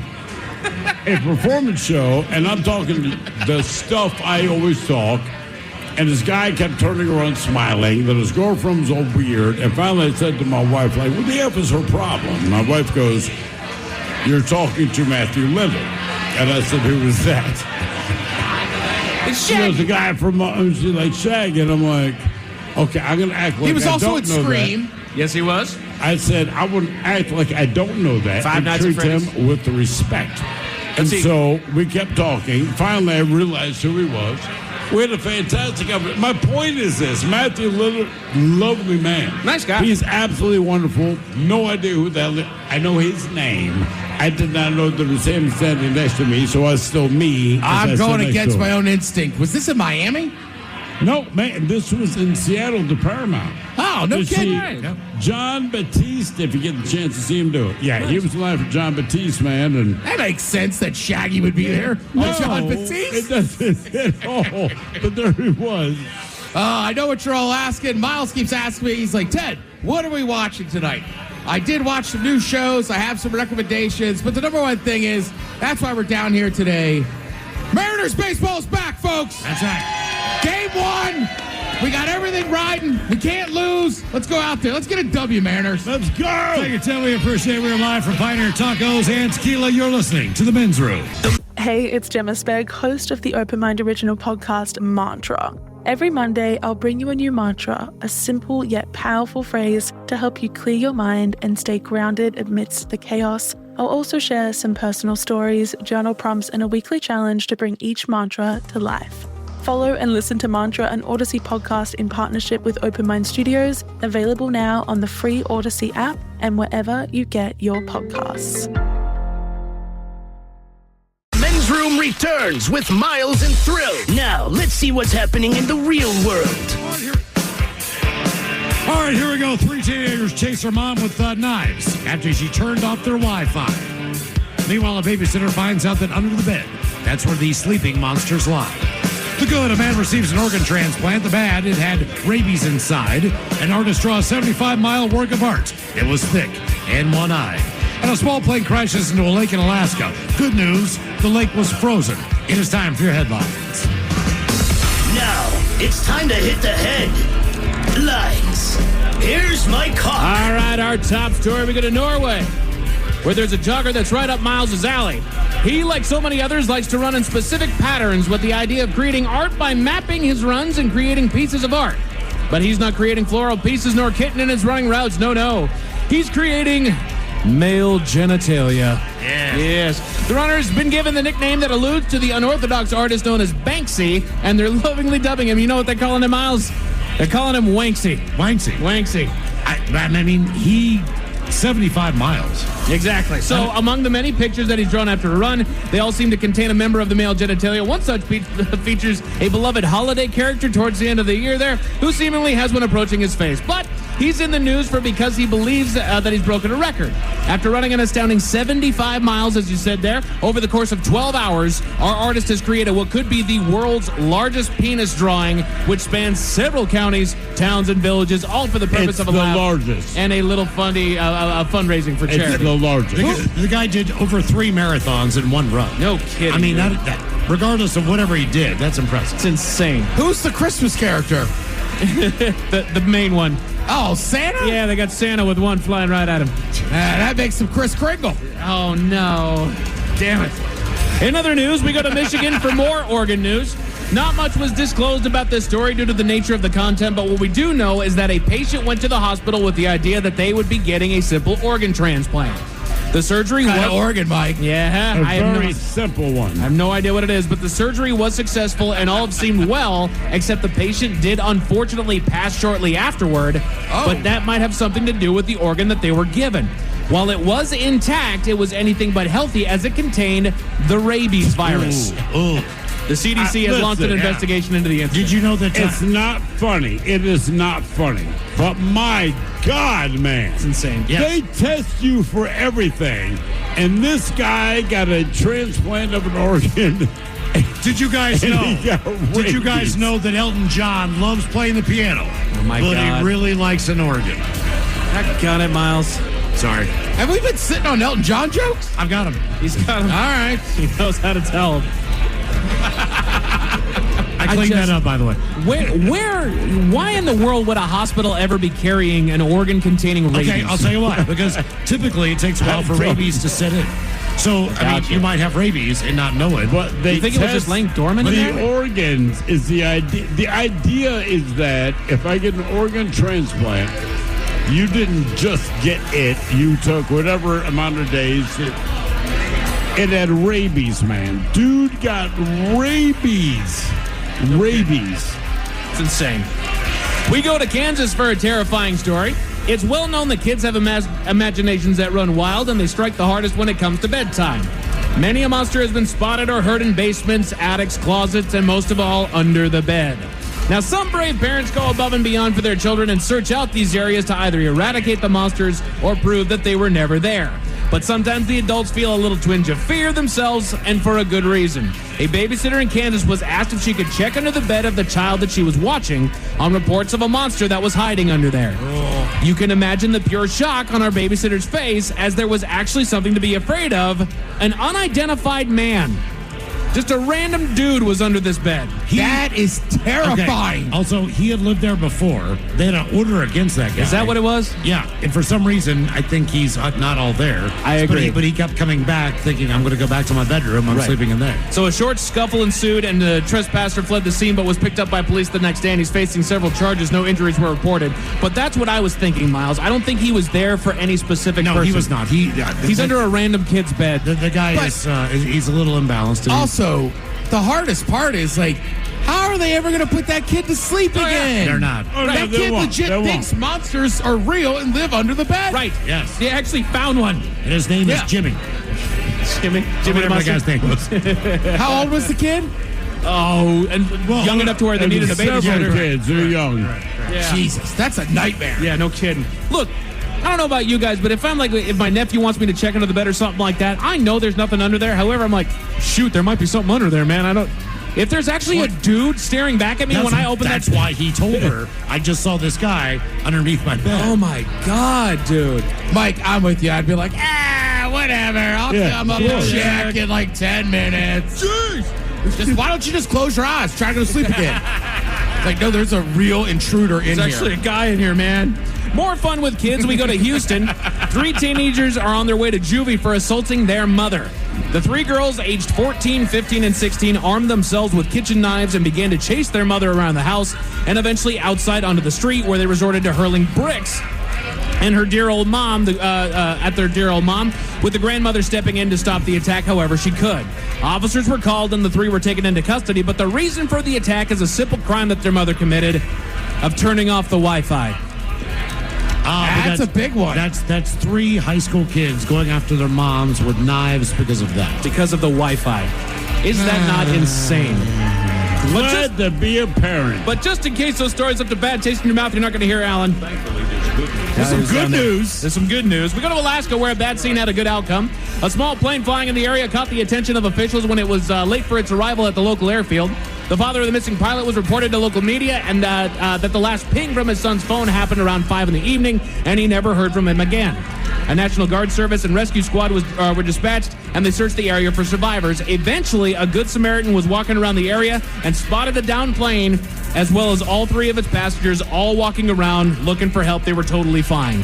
The 3 were brought home safe and sound after being treated for non-life-threatening injuries. The fact that all 3 survived a plane crash and were able to get home to tell the tale. Did you see that guy was not a pilot licensed to fly with other people, kind of like when you're 16 and you can't have your friends in the car? Oh my God! Yes. No, I did not see that. Oh shoot! I don't think I have my news bed on here. Oh nope, I don't have my sports. Yeah. Now breaking news from Mike Hawk. There we go. I'm just gonna keep it on there. I don't care. Men's Room Sports are brought to you by the following folks at Sports on What. As far as what you're going to watch tonight, we've got NBA basketball, college tournament hoops featuring the Maryland Terrapins. Let's go, Terp! NHL hockey, the Kraken are in town hosting the Edmonton Oilers just down the road. And of course, it's opening day, and there's MLB baseball tonight featuring your Seattle Mariners here at home at T-Mobile Park. Just a stone's throw away from Pioneer Tacos and Tequila. Find out where and when to watch all those games. One convenient location. It is called the Sports on What app. As far as your weather, we got a little rain earlier on to kick things off this evening, and that'll settle into cloudy skies overnight, leading into Friday, where we are expecting steady rain. Yep, steady rain throughout the day with a high of 53. That is it for headlines with that. Pioneer Tacos and Tequila. Mike Hawk is out. We appreciate it, man. It's been an awesome afternoon for sure. I will see you tomorrow. Ted versus the FCC and a Bad Choice Friday. Yes, indeed. By the way, all of us are honored to be here. Thank you for coming out, man. To Pioneer Tacos and Tequilas, all of you that are here, do what you do best, and for Aletha's sake, stay beautiful. It's been taped before a live studio audience. Makeup provided by Fantastic Limited. This has been a presentation of the Men's Room Radio Network. Oh, man! A Double Flush production.